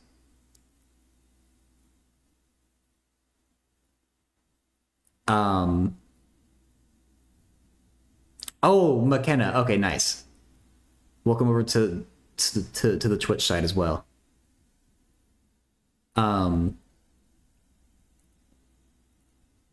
Hey, look. I mean, since you're actually on Twitch as well, there's a whole little like niche of math streamers on Twitch. So if you're interested in more like math streams, or you need like math help at any point, there's a whole like niche here that, as far as I'm aware, doesn't exist on YouTube. It's like baby collats. I guess you could call it that. I don't know. I think that's just the Fibonacci sequence though.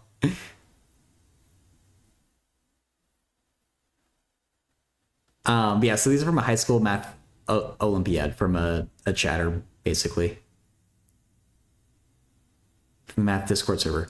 Oh, nice, nice. Okay. Well, welcome in.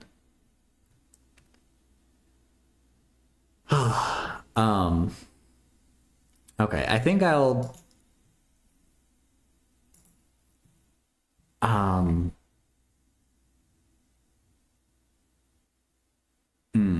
I don't know how I'm gonna phrase this one to Luke. I might not send him this part. I might explain it in words in the Discord message, but I think I'll deal with all that after the stream.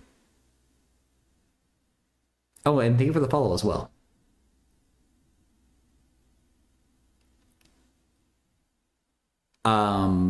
This one, I think I formatted it hastily, but okay enough.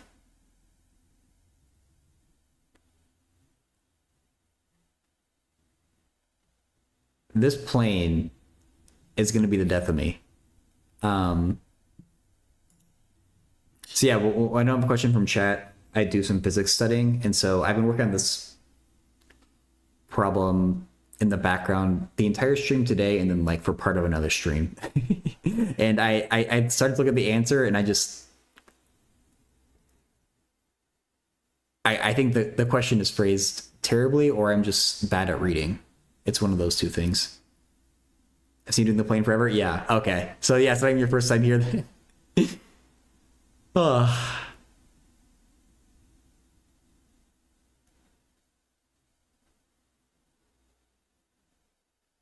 But yeah, I peeked at the answer, and I know this is the right start at least now.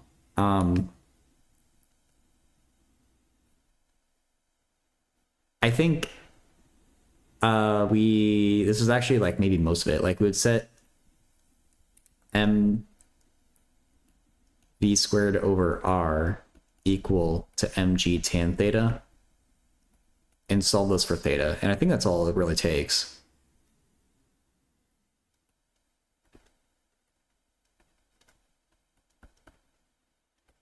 And this thing is unitless. Good.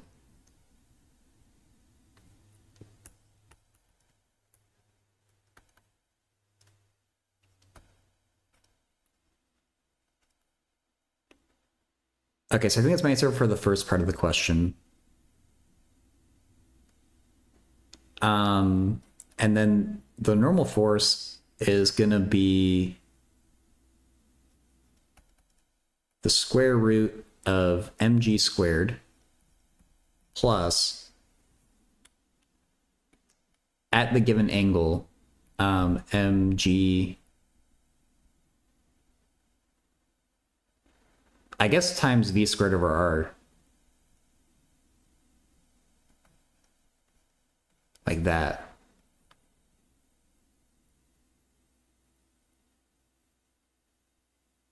Education, high school stuff. Oh, you're given like a little like summary of what type of math that everyone does. Yeah, so Zach, or e to the 2i pi, just got a PhD in like analysis / math education. And actually he's just starting up, or he's just restarting like an analysis class on Twitch. On Infinite Series. It's like a part 2 that he's doing. So he's already done a part 1 back in early last year of like a first semester analysis class where we go over like Bolzano-Weierstrass, Strass, fundamental theorem of calculus, intermediate value theorem, that type of stuff. And now in part 2, it'll be on Infinite Series. He's mentioned a part 3, I think, on vectors and stuff that I'm not sure what the details are of. But yeah, if you're interested in analysis, like Zach is a great place to go. Okay, we can factor an mg out.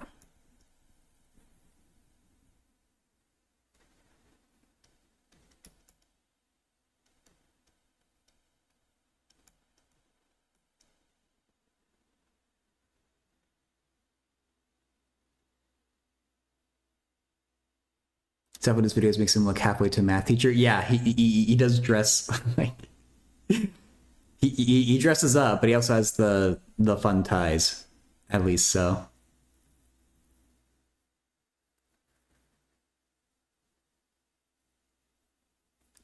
Don does factorial, I mean math, sorry. The sad part is I don't even know when I'm going to get to play factorial again. I have too many other games that I want to play. But I want to play factorial so bad. Zach reminds me of a cartoon character. In what way? Is 1 plus v to the... I assume this is more than 1 in that we're increasing.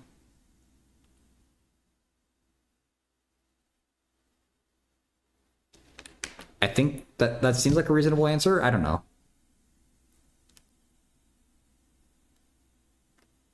If they just used Linux, they'd be on the femboy.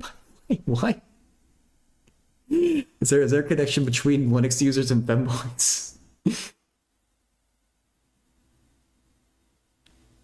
Oh yeah, there is the giant mathematics Discord server and the just big but not giant mathematics Discord server, and I don't know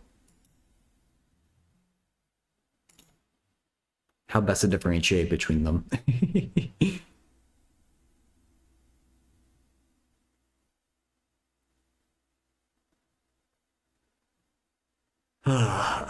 Did I get this right?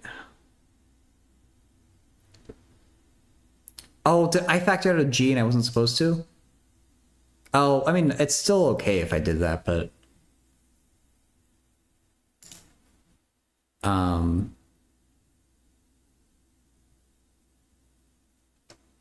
Wait.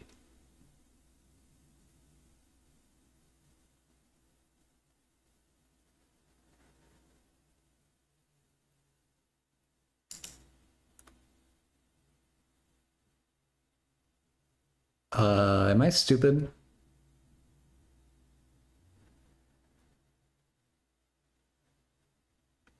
No, I have the same thing. Okay. You call the big math server math cord, IDK what's called the other server. Oh, okay. Libs and Factorio are like the two programmer things. Oh, yeah. I've messed around with Linux a tiny bit, but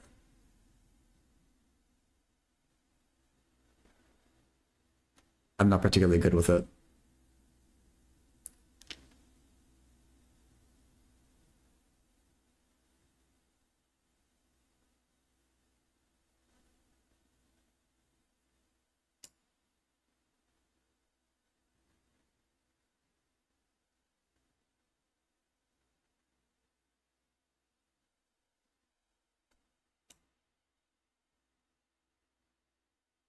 Um,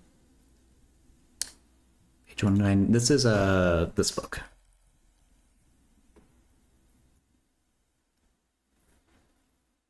It's a really nice book. This particular question I'm hating on, but like,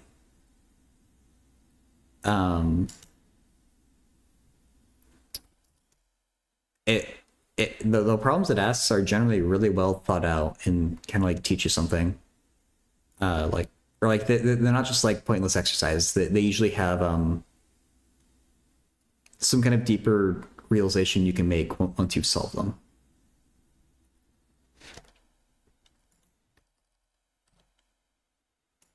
Hey, Tartar. Rotational mechanics yet? No. Or at least barely. Like we talked about rotational and tangential acceleration and stuff like that. But I assume there's like, or yeah, there's like torque and angular momentum stuff I have no clue about.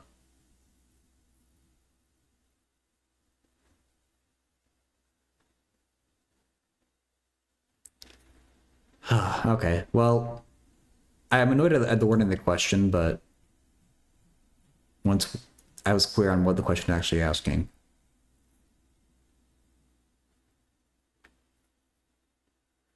I felt better about it. I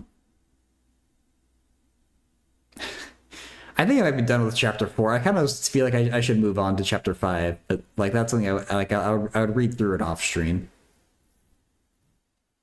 I'm thinking I might also just call things here for the day. Oh shoot. I need to call things here for the day. Oh, I'm glad I looked at the time. I'm tutoring someone in 18 minutes. Okay, yeah. So I'm gonna wrap up shop then. We want more? Well, sorry. Thank you for the good luck, Teratar. I'm gonna end the YouTube stream here. And then over on Twitch we'll look for a raid. So Teratar and Nonos who's here on YouTube, thanks for hanging out.